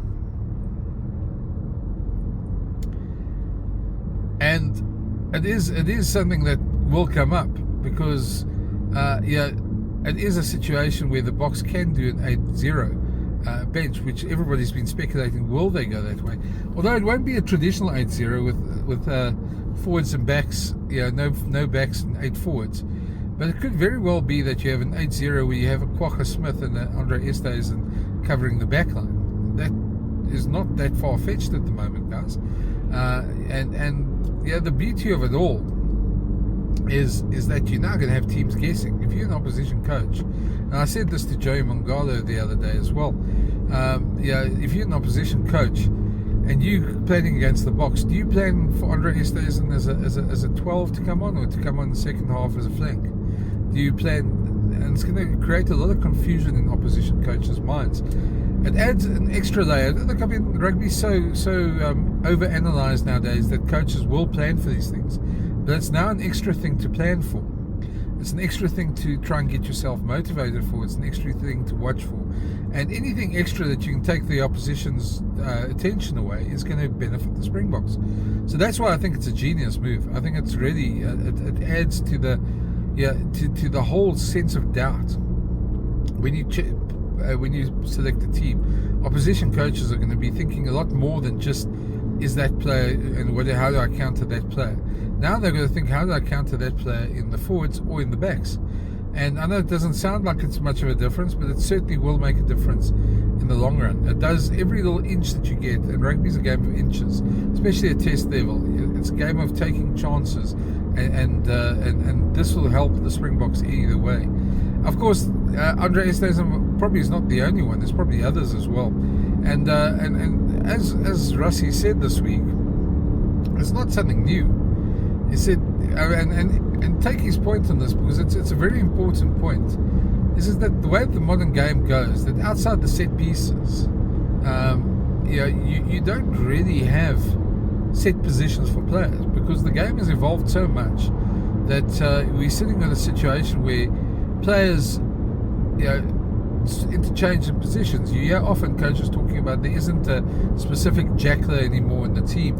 Everybody's going to be able to turn over ball from rucks. everybody's going to be able to stop opposition, tackle, take the ball forward, be a ball carrier. So the game has evolved to such an extent that any player, wherever he finds himself on the field, must assume the role in the position, either on defence or attack, that he needs to. We see flankers often popping up on the tram lines now. Peter Steph has become an expert of that. Sia is quite good at that as well. We see on defence, players need to fold into the defensive system wherever they find themselves as well. So that's nothing new. And Russ's point is quite clear that where the players do find themselves, they've got to adapt. So other than the specialist positions, your front row, your scrum half, the beauty of this is all the questions you're going to put into opposition coaches' minds. And as Rusty points out, it is only really the set pieces where players aren't interchangeable. You need a solid front row, it's a specialist position, you need a scrum half, you probably need a 10, you probably need a 15 as he says, but let him explain it exactly how he sees it as well. I can't talk for the rest of the world. I can actually just talk what we think, and it's our opinion that we think what works for us in South Africa with the players that we have, I mean, he's actually, to think he's playing 10, 12 and 15, and he's doing well at 10, 12 and 15. He's also a bit of a hybrid player. In the old days, Nas Botha didn't play 12 and 15, he played 10. And Sasha can play 10, 12 and 15. Mani can play 10 and 15. Andre can play 10 and 12. And to get back to Andre, in our opinion, and I'm not saying that's how the rest of the world must think, but it's actually just scrums and lineouts. We have positions, you want to have your 9 and 10 in position and your 15 probably in position, but then, and Jesse, and maybe your 13 in defense, but then after that it's general play, So let's say there's 12 scrums in a game, 15 lineouts, but there's 150 rucks. Those rucks, it's very much general play, So if the guys can master the set phases, which I think Andre does really well, his role is pretty much in our system very, very a lot like the 6 flanker in general play on defense and on attack. So I don't think players can just swap him from prop to wing, but I think there's certainly certain, in our opinion, positions that can flow into each other. On Andre specifically or all players? No, just on the it's different on every player. A guy like Andre, you don't want to make him a guy who's a flank and a loose forward. You want him to be a centre who can also play loose forward. So you want him to start test matches as 12 as well. But I do think it also makes his career a little bit more, well, not saying longer, more. If he just plays 12, he either start or not be in the 23. And for him to get closer into the mix more regular in the 23, for him being able to play 6 and 12, or 8 and 12, you'll probably get more in the match day 23 is where it's just the out and out 12. It's either him or Damien Dalenda who plays, and you don't put a specialist 12 maybe on the bench. So it differs from player to player. A guy like Kwaga, we've only used him in a 6-2 split twice, I think, at wing when we had 3 backline injuries. But I mean, Franco Moster is a 7-4. Vincent is a 4 as well, and a 7.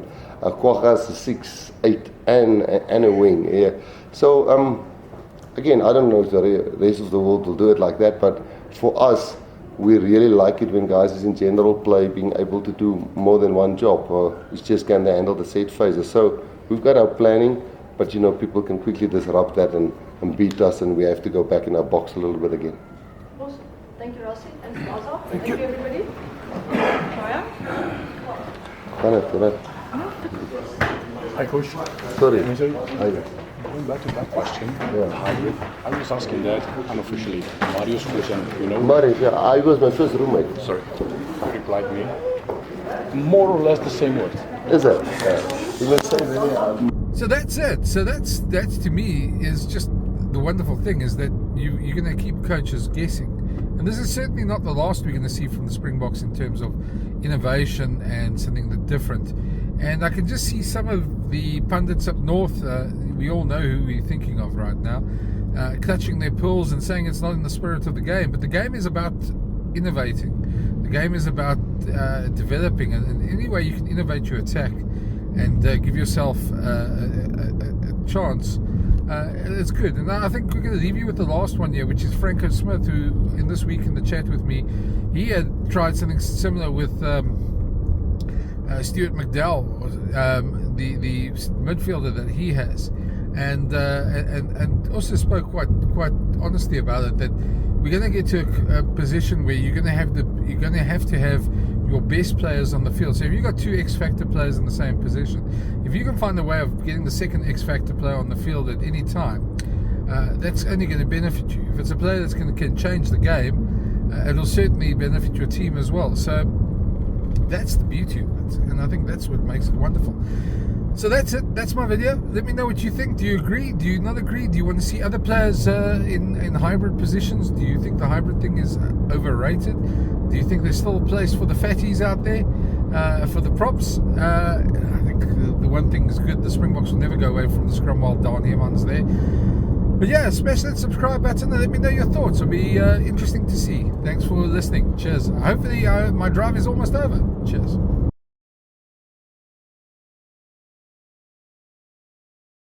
Springbok Week, we got the news that Jake White had parted ways with the Bulls, and had quite a bit to say about it, quite a bit about who's going to be the next Bulls coach. And I know it's not Springbok Rugby, but I thought maybe you should add it here as well, because there's been a lot of people talking about it. There's been lots of comments as well, and just you can also let me know your thoughts about it as well. Jake's obviously quite an interesting figure, and he now leaves the Bulls with immediate effect. But here's my take on it.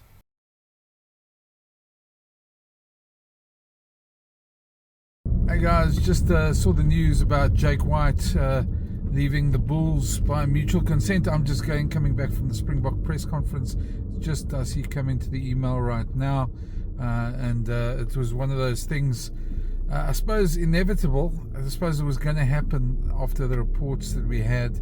As far as I knew, they were anyway still negotiating an exit package for Jake, and that would have been normal for them in this circumstance. But yeah, it's the end of the road for Jake, and I think there's a lot to say about it, and I'm sure there will still be quite a few stories coming out about it.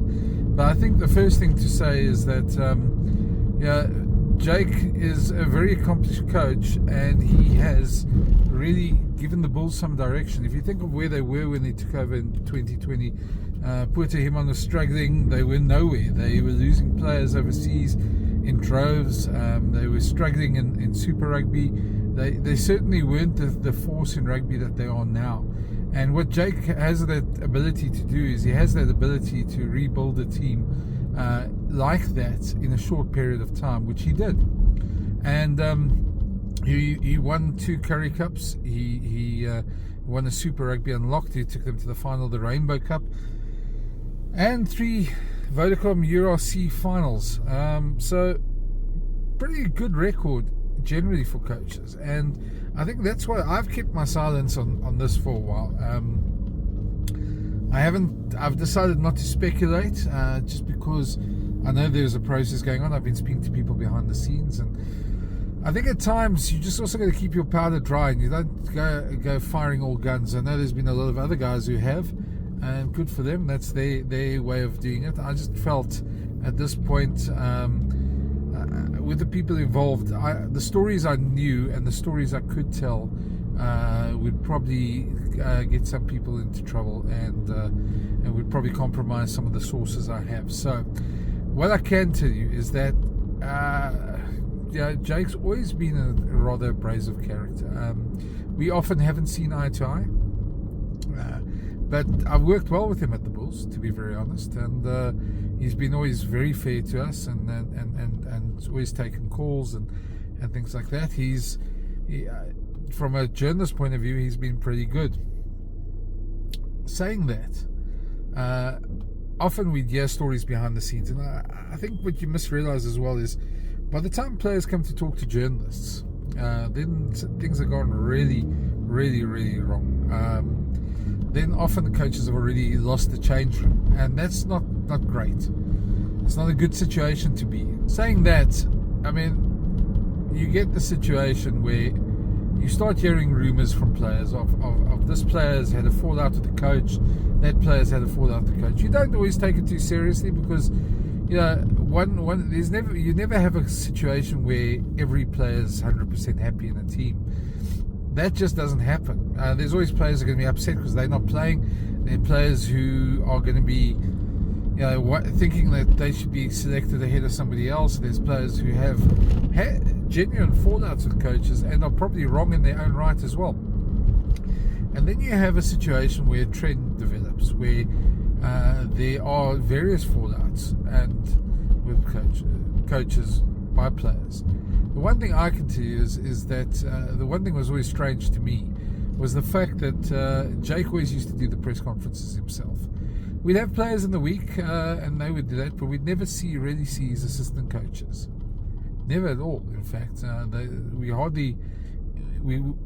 The other thing that there was sort of a lack of transparency in terms of injury lists and things like that. And Jake explained that he didn't want opposition coaches to get inside info on his team, etc. But we live in an age of social media and cell phones and things like that, and there's plenty of other ways of getting that information. Players also talk to each other across provinces. A lot of them are good friends, so those things come out, who's playing where. It's not difficult for a coach to find out where a player is going to be playing anyway. But be that as it may, that was Jake's little quirk. We sort of accepted it. You work within it.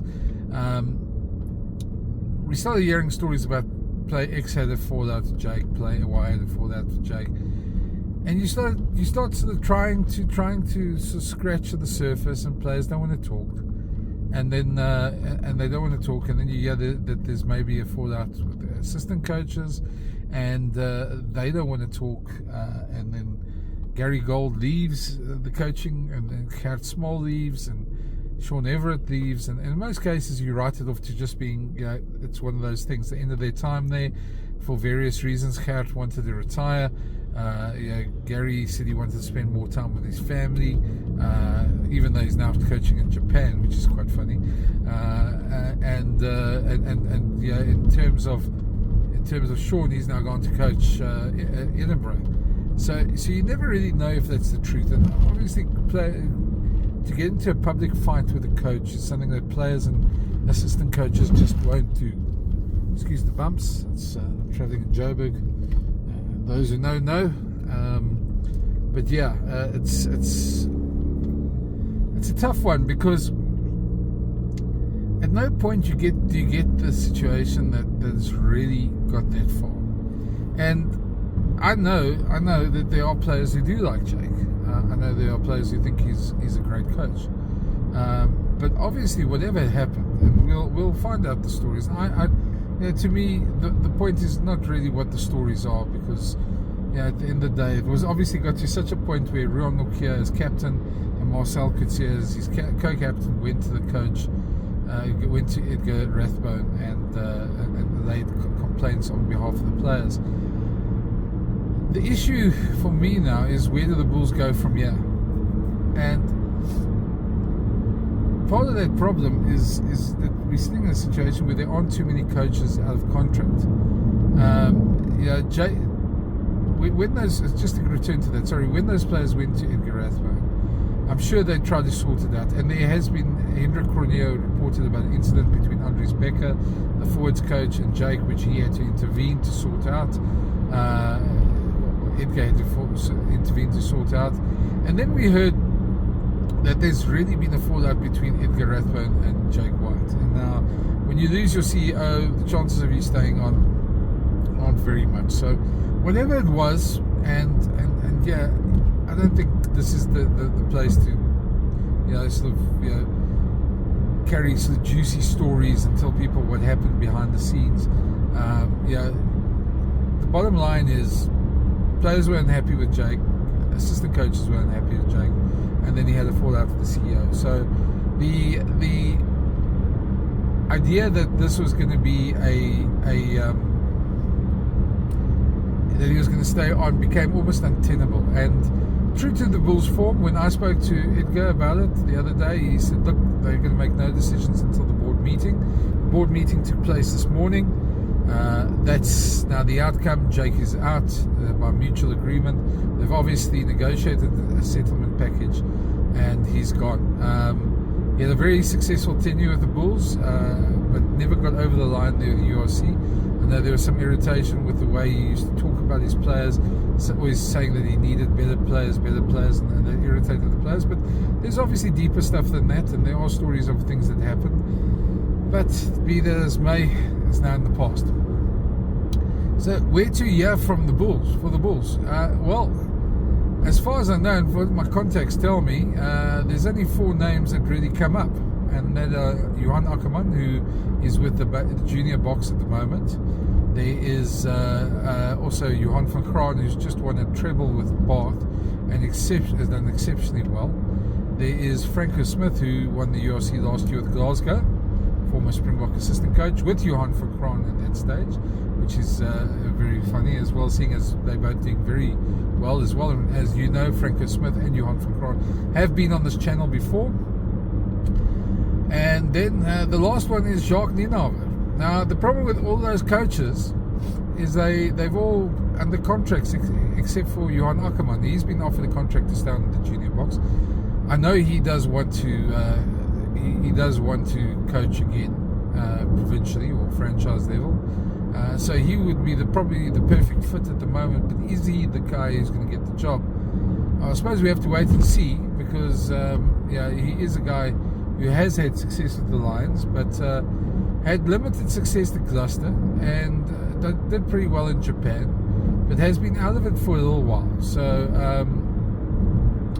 I would reckon he's got a good chance, being the fact that he's probably the guy who's available who can come in. Johan van Graan, who's just won the treble with Bath. Bath aren't going to let him go easily if he wants to go. He does have a clause that he can get out of his contract. I know that. I have heard that, but he's an incredibly principled guy. He's building something at Bath, so I don't think he's going to want to go now. He always wants to coach the Bulls. He's said that before. He's a Bulls man, started there as a ball boy, as a kid, and would always want to coach the Bulls. I guess a spoiler alert, I do know Johan van Graan very well. I have gone up to visit him at Munster. He's a great guy. Make no bones about it. I think he's a great coach, and he's doing extremely well at Bath, and that's wonderful to see. I think just from my experience from that, I don't think he'll go at the moment. I think he's very focused on what he's building at Bath there, and now is not the time. I don't think he'd say no to the Bulls necessarily, but I just think the timing is wrong for Johan van Graan. So then we get to Franco Smith, who hasn't been that happy. I mean, there's been rumours about him linked with the Welsh job as well. There's been rumours about him moving to other places, basically because Glasgow, things have changed since he won the URC. Since then, their squad price has grown. They've had to pay a lot more for players, so his player budget has shrunk. So he doesn't have as many players. He was unable to keep, I think it was Tom Jordan and Henko Venter, the 2 players who, some players that, and he's not allowed to bring in foreigners either. So there is a bit of a problem in terms of that. Sorry, just going to keep an eye on the traffic here while I'm talking. He's got to keep an eye on that. He's got to.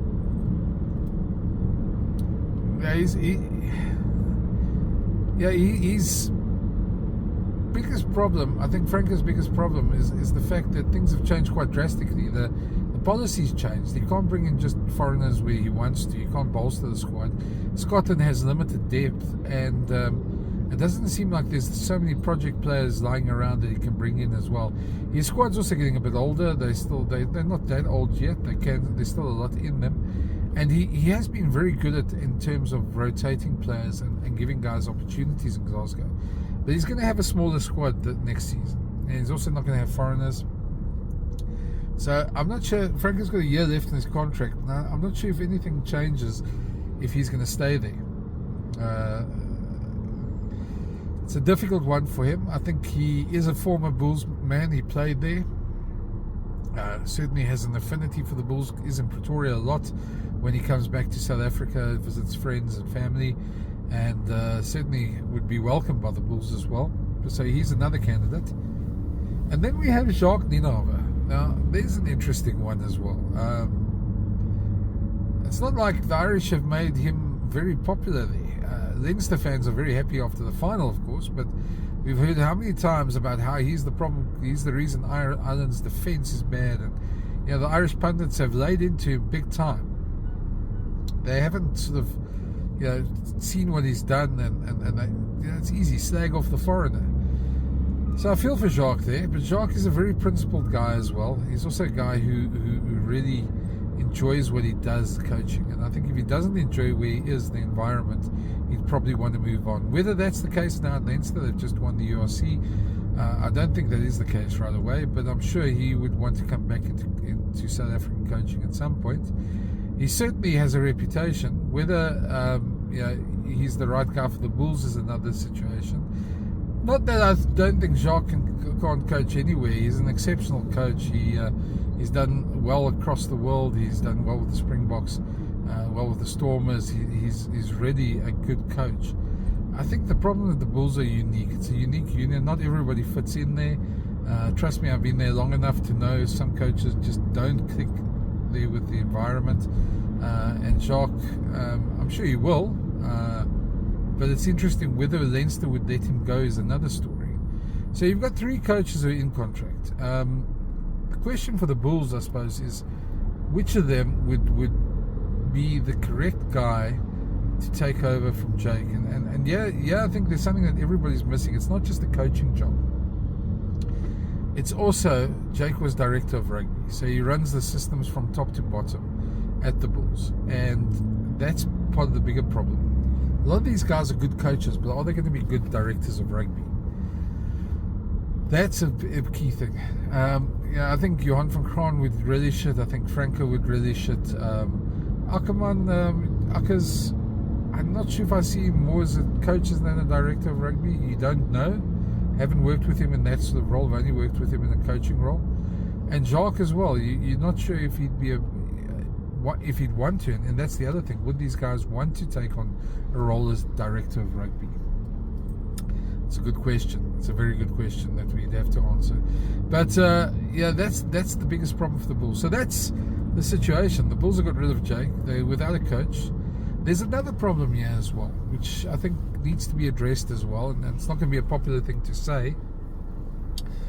But now, what about the assistant coaches and those senior players?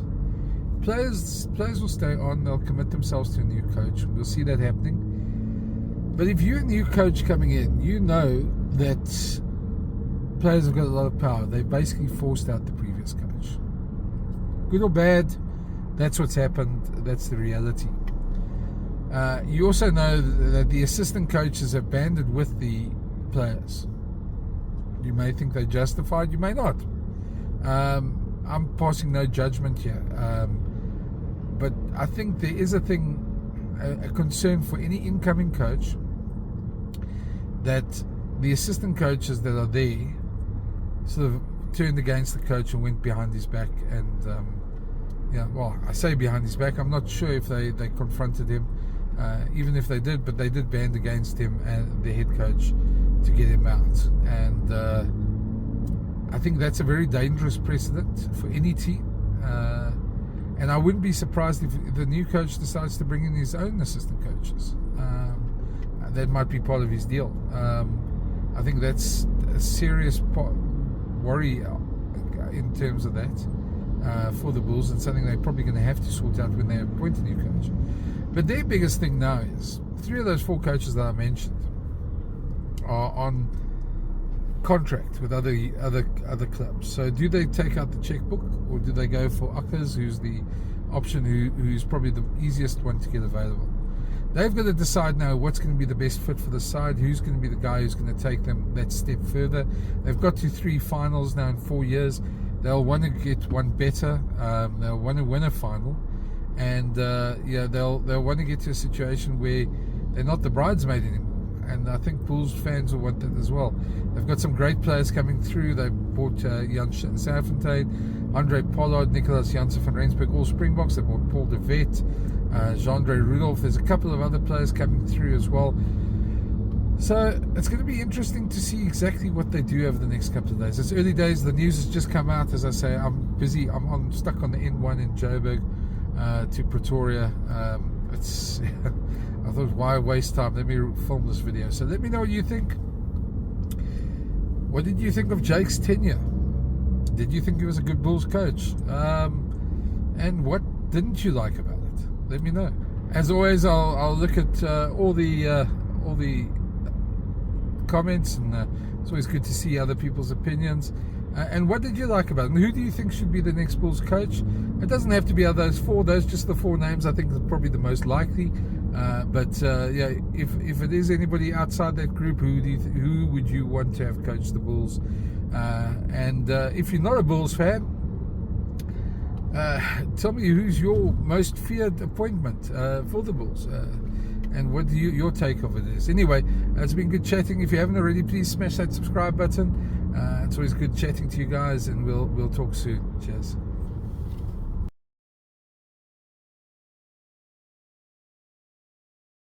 We got into the press conference with Friday press conference, which is Mzwandile Stick and Jesse Creel.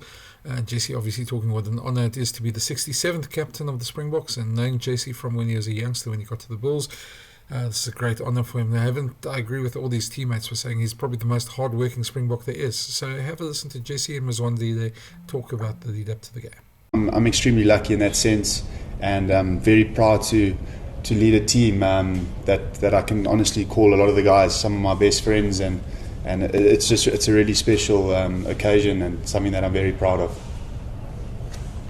Jesse, you've mentioned the other leaders in the side. How would you describe your own leadership style? I think I've always tried to be a leader that leads by actions. I think when you play in a team like this, not much has to be said, I don't think. I think I've had great examples in the examples of guys like Sia. I think if you look at our coaching staff, they also lead by example with how hard they work and the work that they put in. Guys like, if I look through our whole, guys like Dwayne when he was captain, Handre, you look at Luat, I can name everyone in the team. The guys lead by actions, they work hard, and they get the job done. And I suppose that's kind of the blueprint in the way that I want to lead and the way I want to go by doing things. So yeah. Jesse, while you guys obviously respect Italy, the whole rugby world has written them off. Does that make them dangerous? They've got nothing to lose. Yeah, I think that's a massive mistake by the rugby world. I think Italy's an extremely passionate rugby nation, and they're a very good rugby side. We've certainly haven't done that, and we respect them very much. And I think we've shown that through our preparation throughout this week. It's been an intense week of preparation, and we're expecting a very passionate Italian side that comes out to Loftus tomorrow. So we're really looking forward to the challenge and excited about it.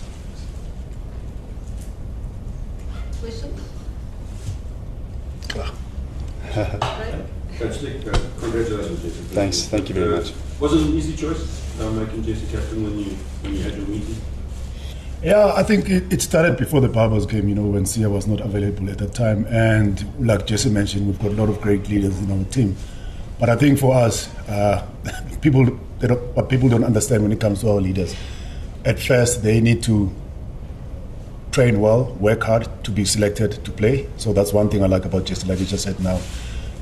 Yes, he's a very communication-wise, he's got good communication skills. But one thing that that made us easy to make that call was the fact that he probably at the moment is one of the best outside centers in the world, and the way he always conducts himself around the team, leads by example, very professional. So I think, yes, we do have a lot of great leaders, but for him, I think the way he also led the team against Barbers, so it made it easy for us to for this week. When Sia was not available, then it was an easy call for us to make.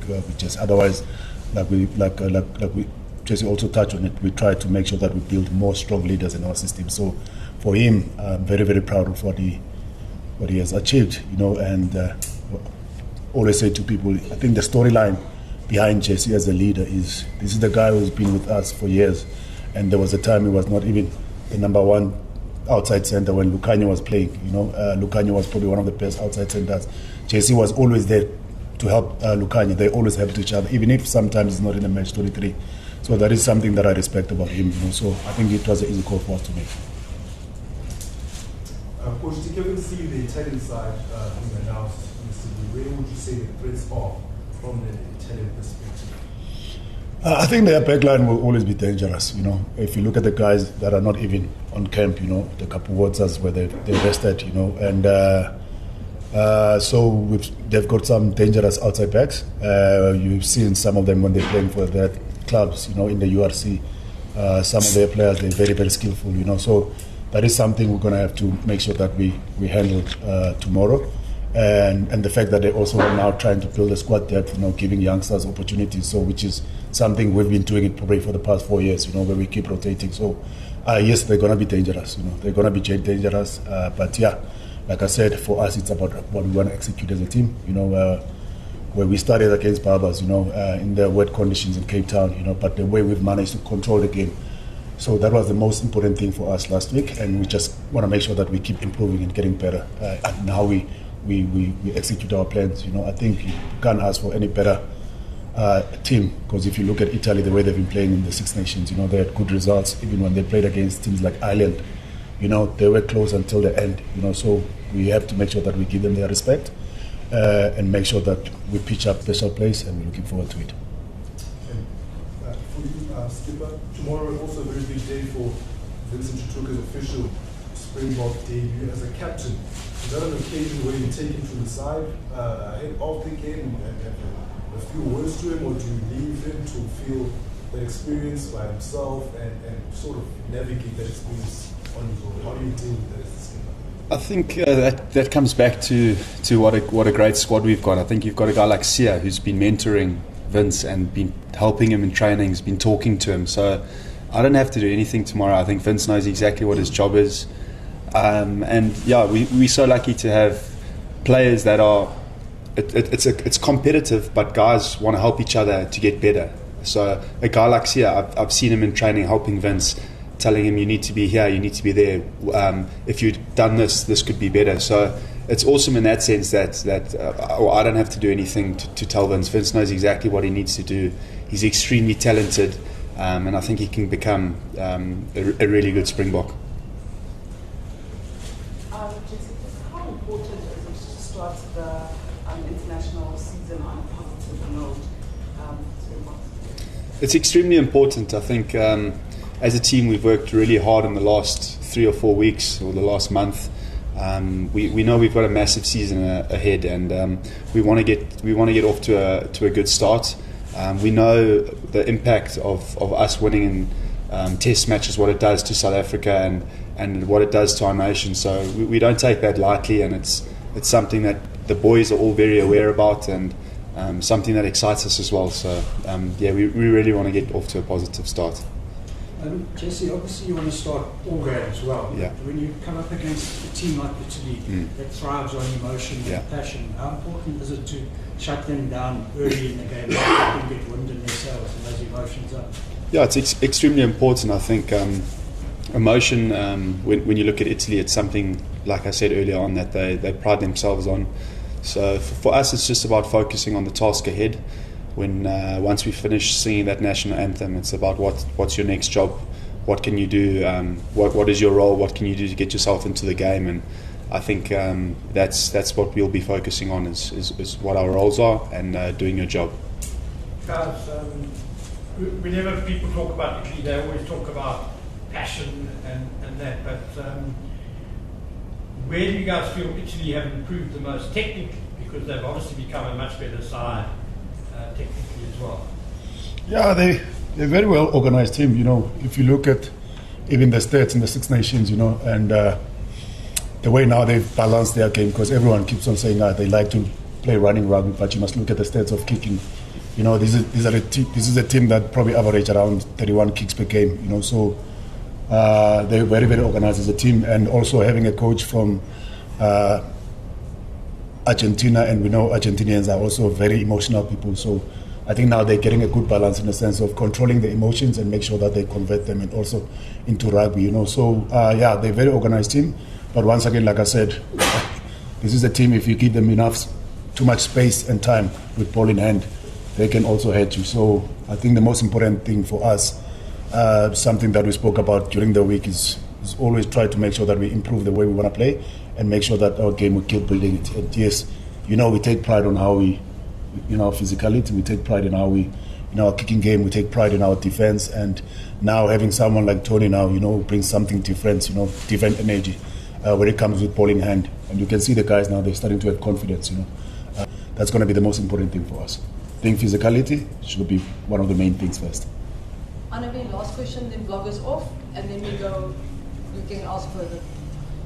Jesse, did the Seawolves give Danny time off to come and watch you as you captain the Springboks for the first time? Yeah, they obviously they finished their season now, but he's with his family that side, and I think they've got a trip booked and everything, so he'll be over there, but he'll be supporting and watching the game. So yeah, he's not going to be here, but he'll be supporting. Just the last one, sorry, quickly. Just to get back to Italy, that he asked, what would you say to people to convince them to come out? If they say this is just a weak team you're playing, what can they expect from this game? I think they can expect a very physical test match. I think they can expect you can expect guys like Ches and Colby and Kurtley Arendse getting the ball in their hands and making magic. And then from Italy's side as well, you know, they've got special players. So I think it's going to be a very exciting test match. We all know that the Loftus crowd is a special one. I played a lot of rugby up in Pretoria, and it's a very special place for a lot of the guys. So I think special stadium. It's the first official test match of the year for the Springboks. So I think the occasion is going to be extremely special. Cool, thank you guys. Vloggers off, and then Ross. You guys have had quite a strong and experienced squad here for this first game. So what are you as a coaching staff hoping to see out of this group, especially when you think that maybe next week and the following there'll be quite a few changes made, you know, to spread the load over the following 2 games? Yeah, I think it's very important, Ross, for us to start well. Remember, we're starting our season. A team like Italy, for example, they're close to the end of their season. So for us, we have to make sure that we select a strong team that we can keep on improving in how we want to play. Yes, hopefully we can have maybe a good start that will allow and give us opportunities maybe later on where we can rotate around our squad. You know, it's something that Rasi has been doing the past couple of years, where we give players opportunities and we build our squad depth. You know, and it's good to see the competition amongst our players, and you see youngsters coming through now. And to have a guy like Vincent that we've mentioned is going to make his official debut tomorrow. You know, I think for us it's very important for us to have a good start, you know, and then it will probably give us an opportunity later on if we want to try different combinations, then we can do that. But otherwise, if you don't start well, then that's how you put yourself under pressure. So I think the key thing for us is to start well this season. Okay. Jesse, many congratulations, by the way, on your appointment. Thanks, you mentioned Chesland and Kurtley, and they were obviously dazzling against the Barbars, but you have the best seat in the house, probably, to enjoy their magic. What's it like being, you know, right next to that? And I mean, after you're the guy who you know, the last pass comes from you to them. Ken, to be honest with you, it's sometimes it's very confusing because you give the guy the ball and then you don't know where he's going to go, and you have to clean that breakdown.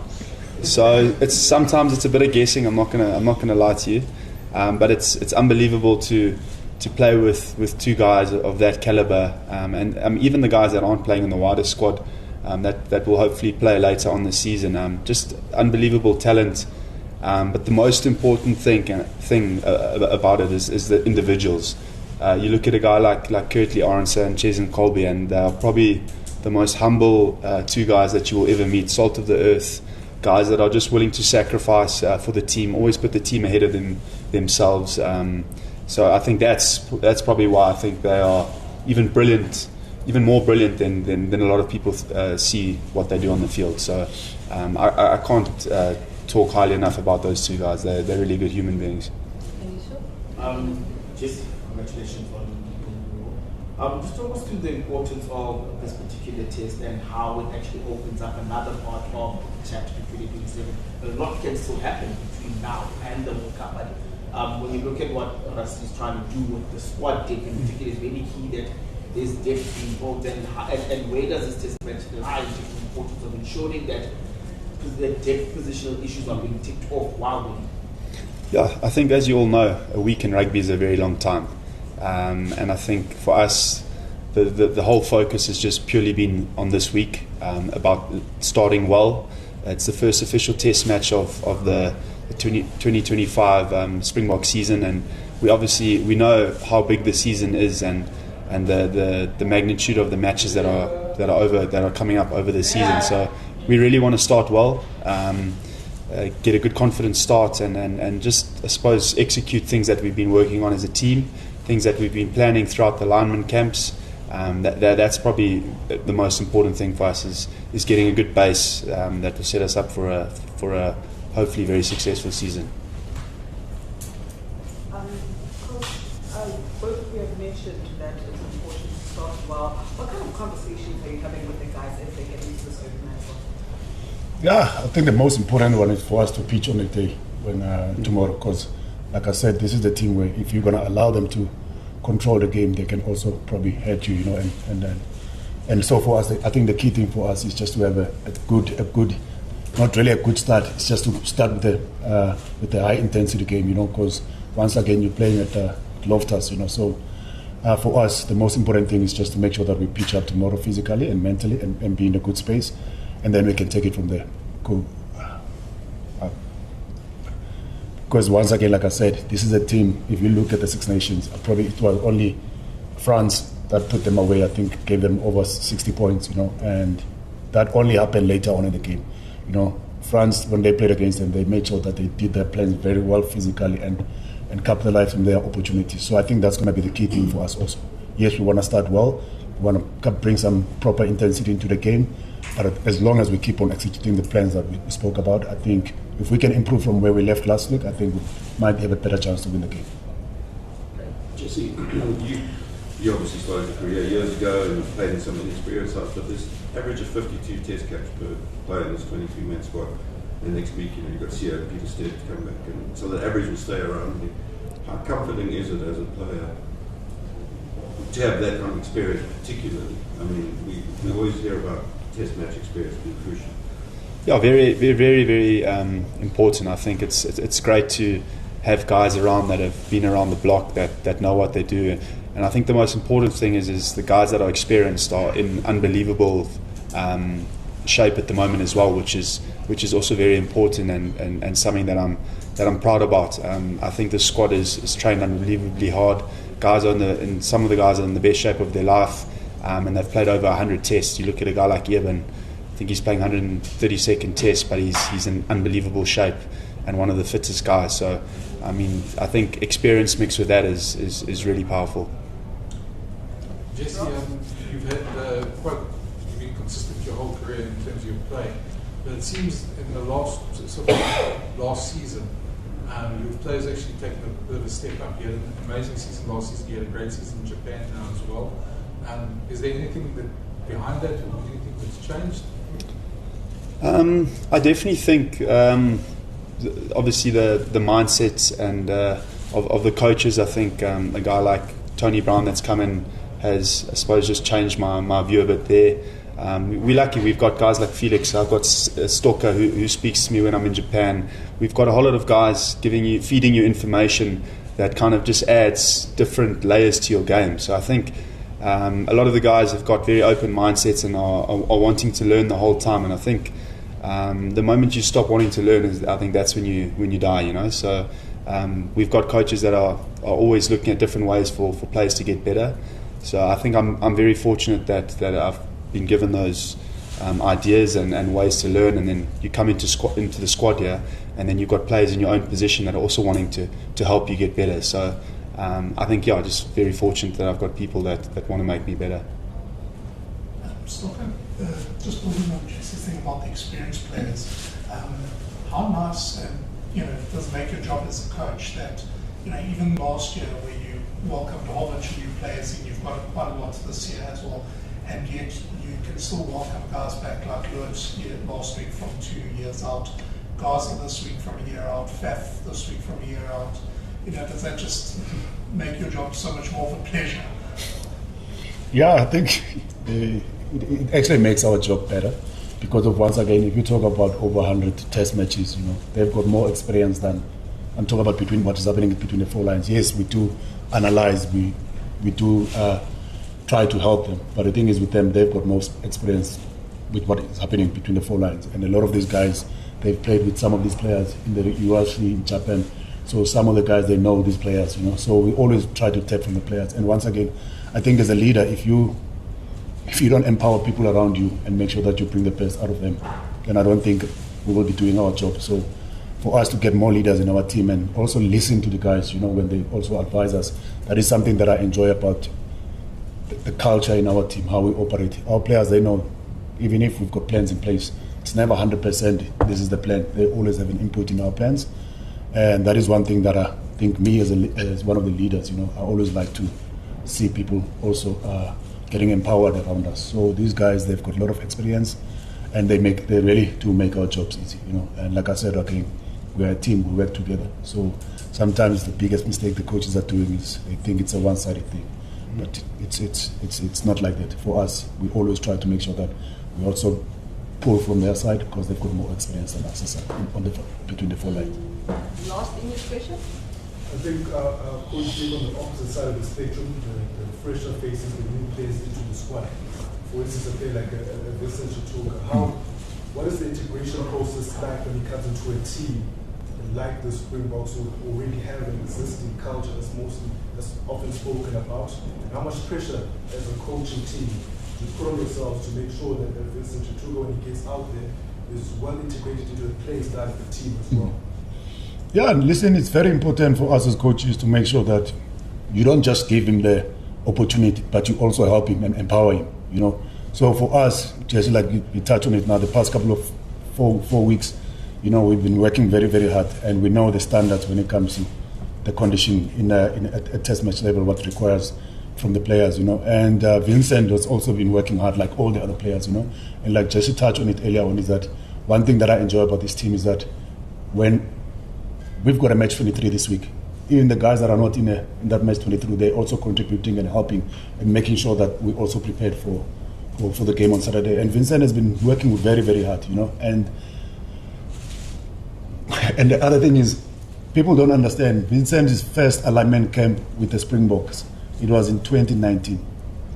So it's a guy that has been doing well for the Lions, but unfortunately because of other reasons, where he couldn't represent the country now. I'm happy to see that at least now everything is signed, thanks to Mr. President. Everything is signed that he can represent the country. So yeah, he's been working hard. I think he deserves that opportunity. And also it's good to see guys that are coming back from injuries. Lord Diaga didn't play last year. Gaza, the last game he played for us, it was in the World Cup final. And to see those players coming back from injuries, I think that's what we need as coaches. The more competition we get in our squad, I think the better sleep we get at night also as coaches. Cool. Thanks, guys. Yes, so we can Thank you, guys. See you tomorrow. And then it's also. Kanye is back, guys. So we can.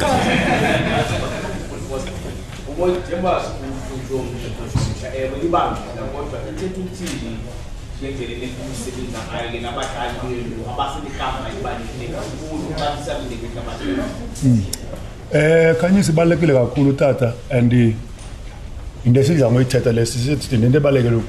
the nutshell, so if you're getting ready for the game, go enjoy your braai, go enjoy have a cold one and watch the Springboks again. It's a privilege to watch them always.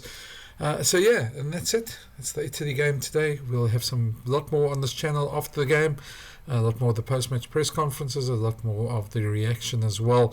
So yeah, keep on watching, and please, if you haven't already, smash that subscribe button.